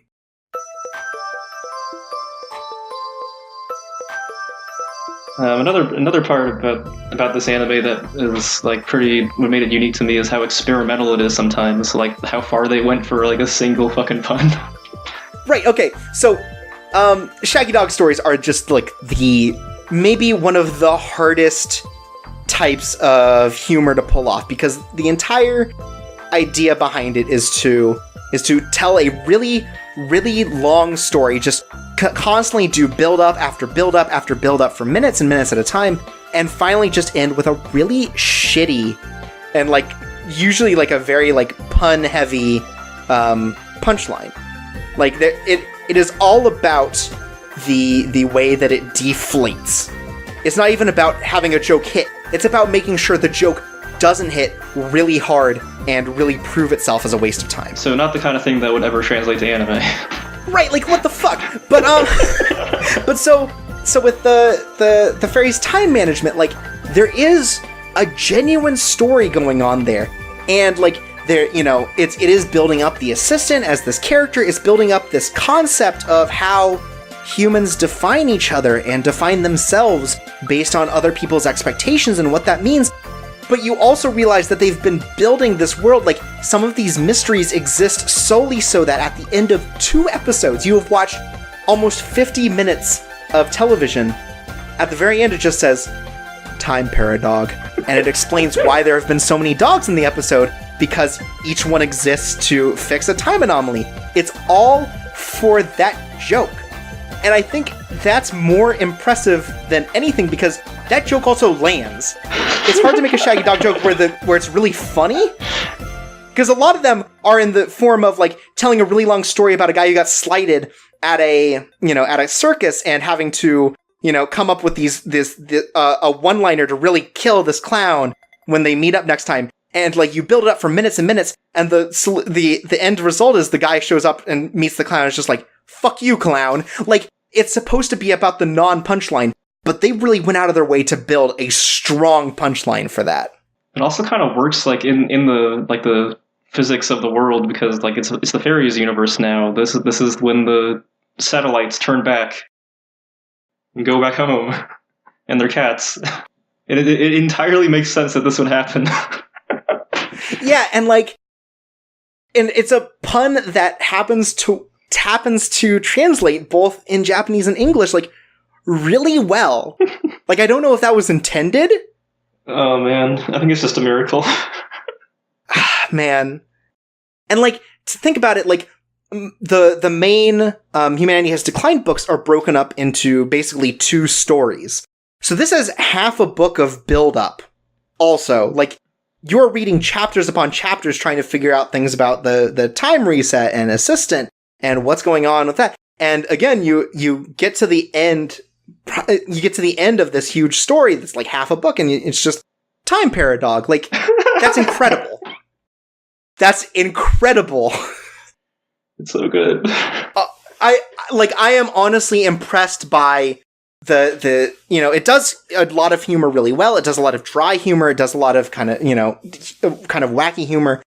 That is one of the more impressive things that they could have done, I think. Like, I think that is a joke that lands so well, and that it's like its own form of humor that I felt like I needed to point out in its own fucking discussion topic. Like, it is, Yeah, so like these kinds of anime, they're willing to go for something that's this crazy and like commit to it, are pretty rare. Like, even then they were rare. Like, it's just, I'm happy whenever I see something like Foot Flappers or like even Panty and Stocking. This is willing to waste an entire episode on some dumbass joke. Right, and so it's like, with comedy anime in particular, like, you don't always get a lot that are just like willing to go the extra mile to make jokes. Like, anime comedy comes it is almost like a trope in and of itself. Like, it is its own genre in that the structure of all these jokes. But there are things like, there are things like this. There are things like Daily Lives of High School Boys, shows like that really stretch the humor in different ways and try to build new punchlines and ways to, kind of subvert expectations in a really fascinating way. Like, this handles humor really well, along with the other emotions it's trying to do. Mm-hmm. Like, the only thing I felt was really weird about the show tonally is that they build up sort of the sinister side of the Wild Rose Society and then kind of don't do anything with it. Like, it's just kind of, wow, look at these weirdos who clearly kind of want to kill each other. And then just, like, nothing happens, they all graduate and everyone's happy. Like, it's... the way I interpreted that was Waisan and Mediator, like, putting it back on track by making it, like, we should actually research this fairy stuff. Like, that kind of... It gave them something to focus on aside from their neuroses. Their bad impulses, right. Okay, yeah, and, I can see that. Okay. But you can clearly see that, like, Curly has grown up, like, like, she's no longer, like, as clingy, but still, like, just a good friend to both of them now. And it might just be, like, a weird thing where that was a much longer story in the book that they couldn't ultimately get into the anime. Or really show that sort of development. Though it does show, I think one of the graduation pictures is of the 2 delinquents, like, married as they leave the school. So, I don't know, there's, like, some amount of development there. That's pretty good.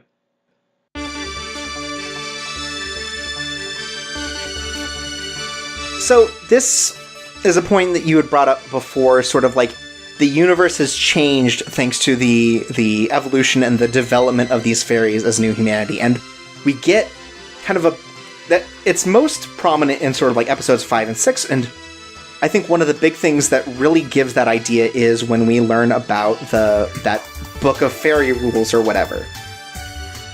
We get introduced to this idea that, that the universe itself is being affected by fairies. Life as we know it has completely changed.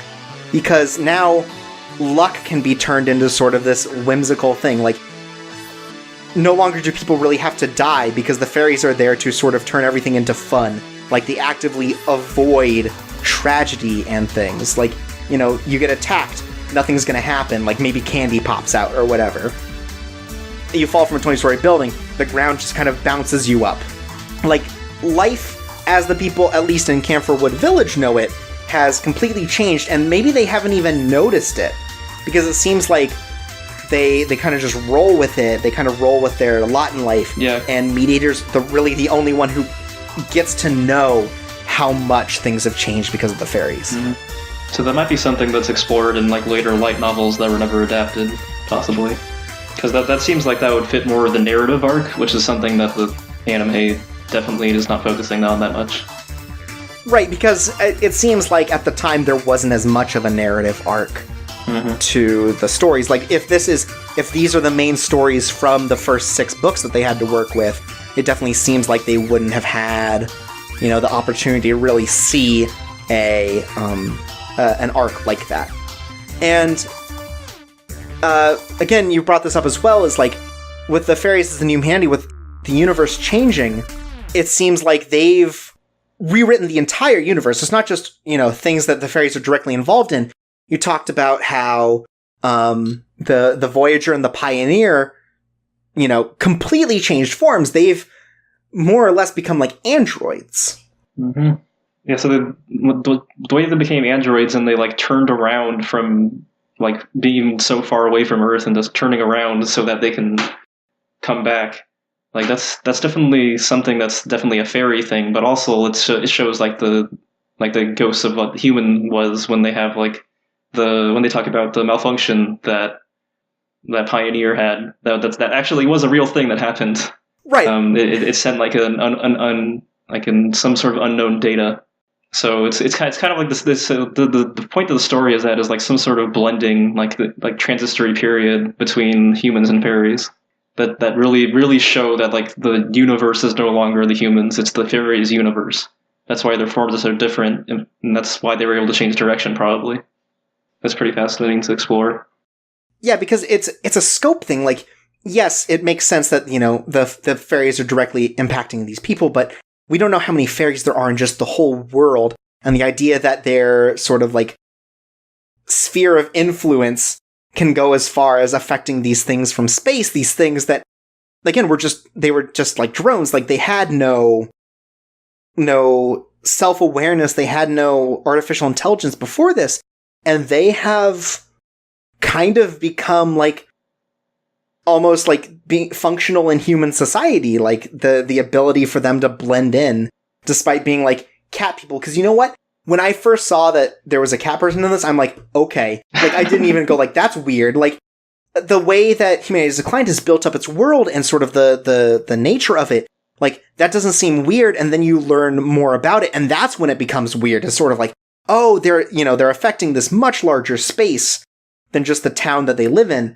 They're affecting these things in space, they're affecting the way that, like technology and stuff develop, and you see that in the way they just build shit too. Like, they're building these conscious chickens, they're building these rain clouds, they're building things that can bring inanimate objects to life, and then they commit suicide because it's horrible.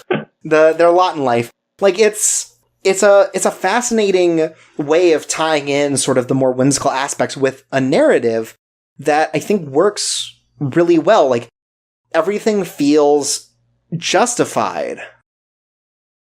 Like, at no point you don't go just like, oh, well, that doesn't make sense within the world's rules. Like, the world's rules are so indistinct that everything ends up coming out looking good, like, making sense, like, feeling justified. Mm-hmm.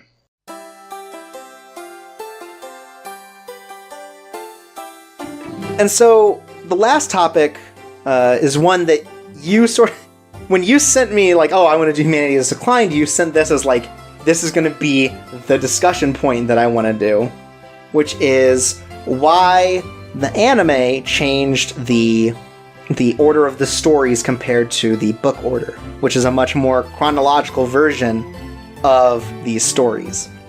The anime kind of, mixes and matches and sort of starts you in the middle of the story and sort of like develops backwards afterwards. So I guess I'll talk about my personal theory that I developed since watching the show. It's basically, I think the anime's ordering is trying to give you time to digest and speculate about what exactly the fairies are, and then like lead you into that based on like how many fairies are in each episode and how much they affect each episode. So like in the first episode, the fairies are like like you can actually see them. The only time you see them, they're like half in shadow. They're mysterious. They say these really like screwed up things, and they never stop smiling. And like once you've seen that as a first episode, you're wondering like what's up with those fairies? They seem kind of sinister. Right. It like really like puts you into one of the like it's not like the wackiest episode for sure, but it is like low concept enough for you to understand what they're doing, because it's about like corporate culture, it's about sort of these developments, but it also works as sort of like a in media res introduction to the world. Like you are expected to just be like, you know, all the characters are already like way too familiar with the fairies and the state of the world and everything, and so you're left, at least to start, to like wonder like, oh, how did this happen? Where do these pieces fit? What are the fairies' points and all this? And I think it does that really well. So, like, the first arc has, like, mortal peril and, like, some pretty messed up technology with the carrot bread and everything. So, like, the first impression it gives, like, that people, like, if you wonder what people shared in, like, the first few weeks of this show airing and, like, throughout its entire run, they just shared pictures of those fairies with their permanent smiles. And, like, with like, open bracket, screams internally, close bracket. So, like, when you get to the second arc, it also has, like, some sort of pseudo-peril. They don't know if they're going to die if they get canceled. And the fairies are still, like, in the shadows. They're in the margins. They're not, like, primarily inside. Like, we don't really know what's up with them. Right, like, they are affected by that technology, but they are not... They're not in the spotlight yet. Right, the fairies are not the spotlight. It's just like they have to deal with the aftermath of these fairies, kind of like the first episode. So around the electricity arc and the time management one is where they start to explain exactly what the Presence of Fairy does with that manual and the whole like F numeral system. They have dangerous situations but then they show that the presence of fairies makes them turn silly whenever they multiply and proliferate into an area.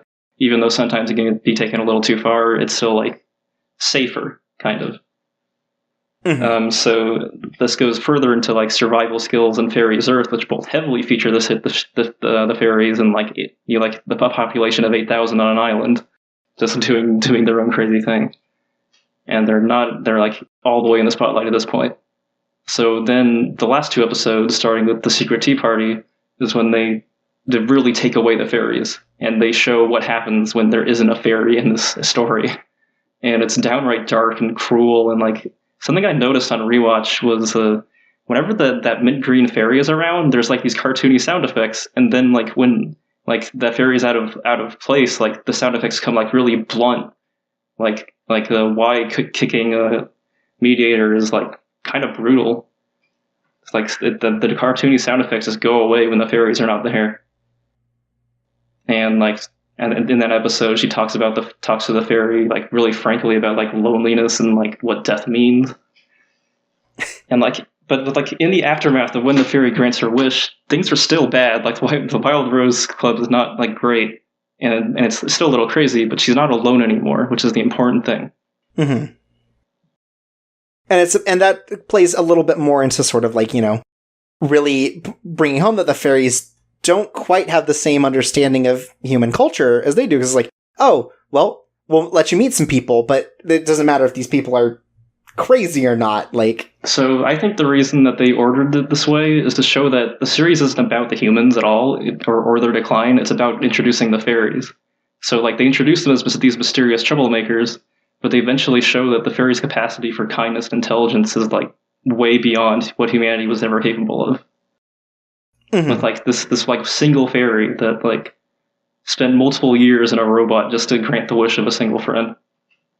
And while the Fairies Earth would have made like a decent first episode as well, because it is sort of like your introduction and the character's introduction to it, if they then didn't go in chronological order, that would be where it's confusing, is you start at the front and then mess it up. If you mess it up from the start, I think you have a lot more freedom in how you want to tell the story. I think that by ignoring the narrative arc of the light novels, they can characterize the fairies and set up a climax in episodes 11 and 12, Which, and like if that was the episode 1 and 12, that was the episode 1, we wouldn't have had the basis to really appreciate them, because we wouldn't like have seen like what they can do, like how they interact, because it's a pretty complex element.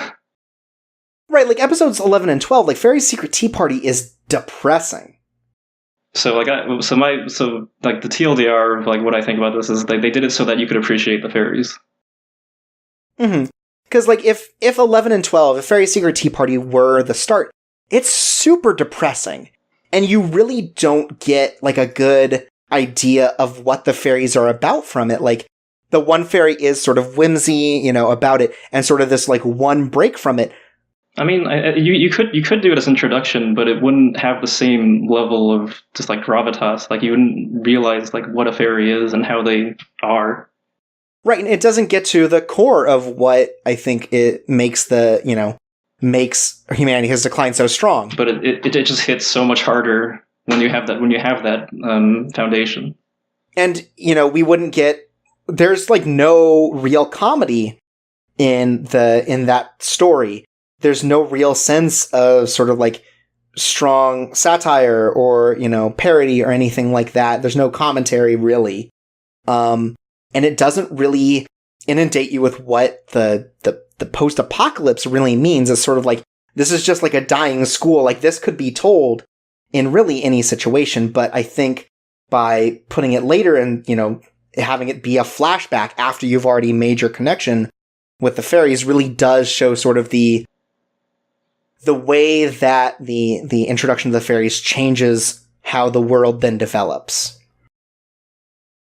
Like you said, like if you don't have the context for what fairies can do, you don't understand the difference in how bleak it is coming from, in episodes 11 and 12, where there just aren't any and humans are left to their own devices and it's just kind of a nightmare. It is the post-apocalypse that the rest of the series avoids, basically. Mm-hmm. Because it's not colorful, it's not exciting, it's not weird, it's just depressing. And so I think, you could mix up maybe some of the middle episodes in whatever way you want, but I think starting out with the Secret Factory works well because, again, you get basically all of the main characters in there besides Y, and Y is introduced in the next one. And you get basically it's Fairy Co. You still get an idea of what the fairy magic is. You still get the sort of introduction to what they can do without getting bogged down with that information. So they can take the time in the middle to be like, okay, well, you saw all this weird shit. Now let's sort of explain why it happens and, what's so important about the fairies in human culture. So that's my theory, but like from what I've seen online, I don't think anyone else agrees with me. What? I mean, I haven't really looked that much online, but it seems like everyone has their own theory. So I was interested in like what you came up with. Yeah, and I didn't see a lot of opinions online that were like really like negative about the structure. In fact, I saw a number of people being like, maybe watch the anime before you read the books, like as if it were a better introduction to the series, which is that's pretty fascinating. An interesting to way. Yeah, it's an interesting thing to look at. At least that came from the whatever subreddit handles Anime Rex. I don't know. But yeah, it's a series that I think knows how to start out strong because and I think, you could give this to the people who are doing the anime, like they really understood how to set up the story with what they were given. Because again, it doesn't seem like they were given a whole lot. Mm-hmm. So they took what they had and they're like, well, we're going to put it together that fits a structure more befitting it, where you're kind of brought in immediately into the insanity of the world, and eventually it builds to sort of an understanding and appreciation of the world later. Yeah, because like one thing I think I've noticed with everyone who sees this show is that they're not really that confused about what the fairies do. Like that's the one thing this show gets across really well. When like it can be confusing during time paradox or those 2 episodes just revealing that it's Voyager and Pioneer. You could not open with Homecoming or Time Paradox. I think those 2 are so like about knowing already what's going on in the world. Especially with Fairies Homecoming being about, like, that fairy manual, the survival guide where, you know, all these things happen because the fairies exist. Like, you can't start out with that, and you certainly can't start out with time management because it's certainly the most heady story it tries to tell. And if you tried to open with that, people would be too confused to continue on. Mm-hmm. So I think it does balance these stories well, because if they're going to do it out of order, this is a great order for them to do it in. Because with the first episode, you're introduced to all the main characters. First story. Second story, you get introduced to why, and you're introduced to some of the more, like, wacky things that fairies can do with their magic. And then in Homecoming, you know, the fairies play this more prominent role. We learn more about the world and them. Time management, we get fucking time paradox, but also you get, like, you know, you get to be introduced to who Assistant is, because Assistant is a very... non-character. A non-character, but also just a weird character, in general, who doesn't get extrapolated upon. A non-character with a very strong sense of self.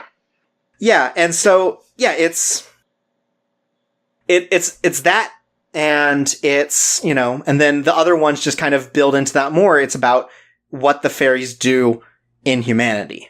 Mm-hmm.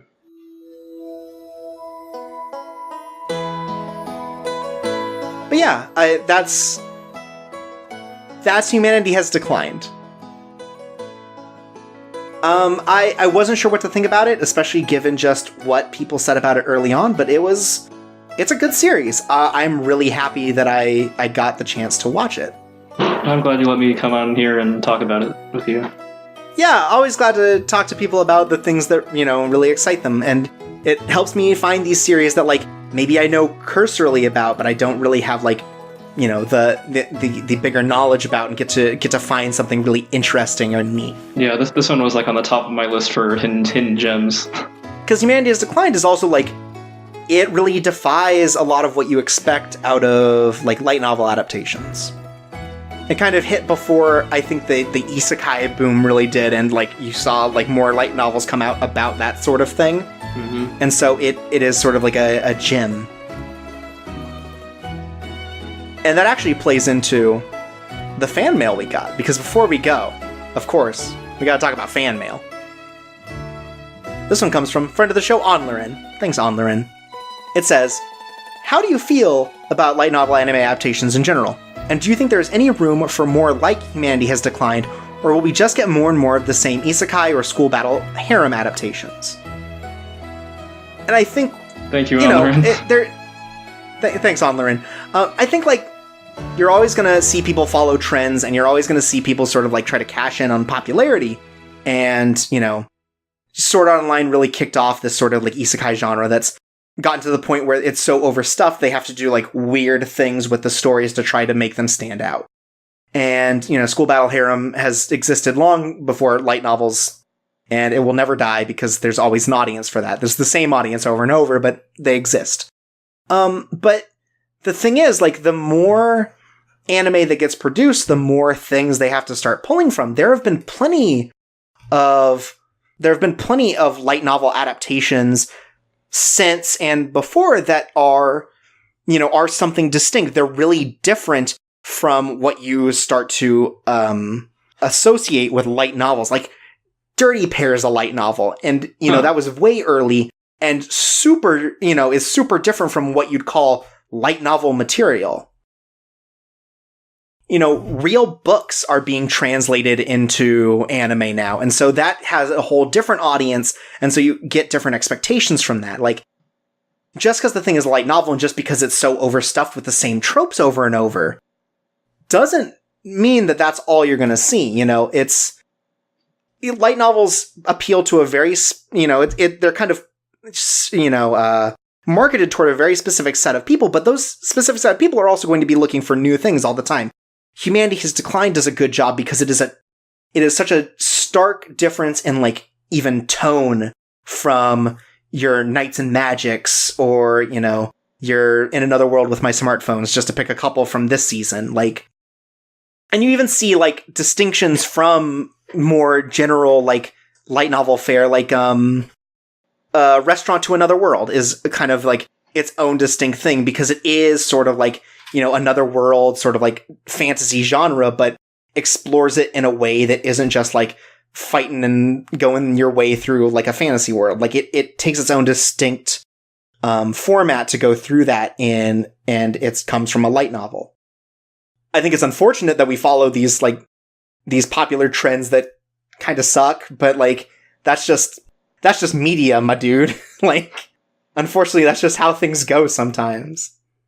But yeah, I think there's totally space for, new exciting things in light novels and manga and anime and all that stuff. And it just happens that, and especially for people who aren't like me and spend too much time thinking about anime, like it does kind of get pared down to sort of like those sorts of genres and stuff, just because that's what becomes popular and that's what comes over so much. But yeah, there's totally a space in this medium for innovation, for sort of like these very distinct, different stories, and it's been happening, more often than not. Recently, I feel like there have been like a bigger development of sources that people pull from to make anime that are like different or interesting. Like, even if they don't always pull it off, I think the attempt is something that's worth talking about. Like, I don't know, like Vatican Miracle Examiner from this season is a real ass book, and man, the anime is kind of rough pacing wise, but it is doing its own damn thing and does not care about like convention. Miracle in a Examiner's owns. Everyone should watch it. Yeah, no, I'm not saying it doesn't own, but like it is bucking a lot of mystery trends. It's bucking a lot of pacing trends. Hell yeah. And it is its own distinct thing that is, it is at least different. And, that's not the only example. Like, things have been different for a while. Like, the way, mystery is handled all different ways. Like, fucking Perfect Insider, I don't think really stuck a landing, but it was doing its own distinct different thing. Like, there are these things, and it's just hard because you have to like dig through a lot of copiers to be able to find sort of the unique pieces. Is there anything you wanted to say about that? I realize I've been talking a lot. I'm kind of on the opposite end. Okay. I think that light novels have always sucked, but just like, wow, damn. Like I never liked the Rail Decks or any of that stuff. The one that has like a 30 billion volumes and had like four seasons of anime. That guy's nuts, though, because he has like 4 series, and he's been writing one book a month for like 5 years now. Like, he has never taken a break. He is fucking insane. And on the other hand, we have like KyoAni, which was the one doing those interesting light novel adaptations, and then some of them not so good, and then a few of them a little weird. But also, like, on the horizon, like, we have Kino's Journey again, like more of that, which is pretty good. There's definitely a lot of that that they can do make good. There's the new thing KyoAni's working on that's like apparently it was one of the first light novels they produced that they've been trying to do for a while. Yeah, Violet Evergarden. So like, that seems really interesting. Yeah, so I think that like a lot of light novels. There's always been bad light novels. It hasn't like this isekai. I mean, like all media. This isekai trend is nothing new. But also, in the other same way, that there's always going to be outliers or just good things on top of that and also, like, even within the genre, sometimes there are good things. Like, Log Horizon's not that bad, I guess. Eccentric Family, very good. Yes. Also a light novel. Tatami Galaxy. I mean, I'm not saying that, like, light novels are great. I think a lot of light novels and the adaptations they get are bad. And that's just, but that's all media. All media has lots of bad things in it, and you just don't pay attention to them. The issue is, when something's really bad in anime, people talk about it because it's really fucking bad. And so, like, yeah, there are good light novels out there, and I'm always excited when there are, because I like being surprised by that. Is Forest Fairy 5 a light novel? Forest Fairy 5 is a picture book. So maybe? That's kind of a light novel. It's the lightest. It is something, all right. In terms of weight, it is by far the lowest. But yeah, I think, you're going to see a lot of light novel garbage, but there is good light novel stuff out there, and it's just, It's about being willing to look for the good stuff amongst all the trash. Because, you know, you get people talking about, like, Eccentric Family, especially with the second season, like, how great it is. You don't get a lot of people talking about Humanity's Decline, and that's a shame, because I think it's a lot better than the typical kind of light novel adaptations you get. And it does a really good job of being its own distinct thing, and it sucks that more people don't know about it. Mm-hmm. That's why we had this podcast. Yeah, it's why Jordan and I wanted to do this single serving thing, sort of, and I'm glad that I can continue it, you know, even though he's been put in prison or whatever we made for the canon. I don't remember. I'll fix it. All right.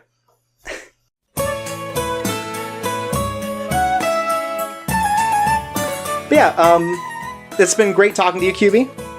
Thanks for letting me on. Yeah, glad to have you. Glad to talk about this. Where can people find you on the internet? Twitter at QBay.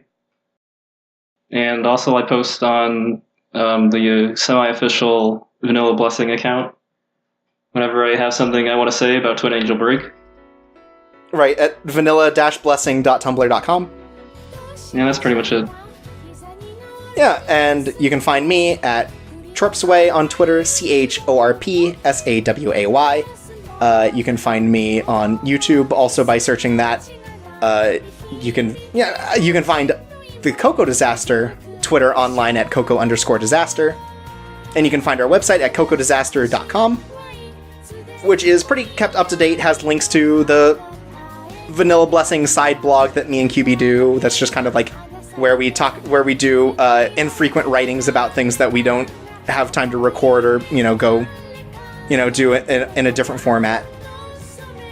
But yeah, next up, I miscounted. It's not going to be for Halloween, but I'll pretend it's Halloween in September, is an episode on Satoshi Kon's Paranoia Agent. So if you have any thoughts or questions about that you want to send in, you can send that to chorpsawaysa@gmail.com. And we'll read them on air and we'll talk about them. And we promise that will make you look good while doing it. But anyways, this has been Coco Disaster. This has been a single serving for Humanity's Declined, and I've been Chorpsaway. I'm QB, still. And sweet dreams. Did I press the pause button or the stop button? Stop.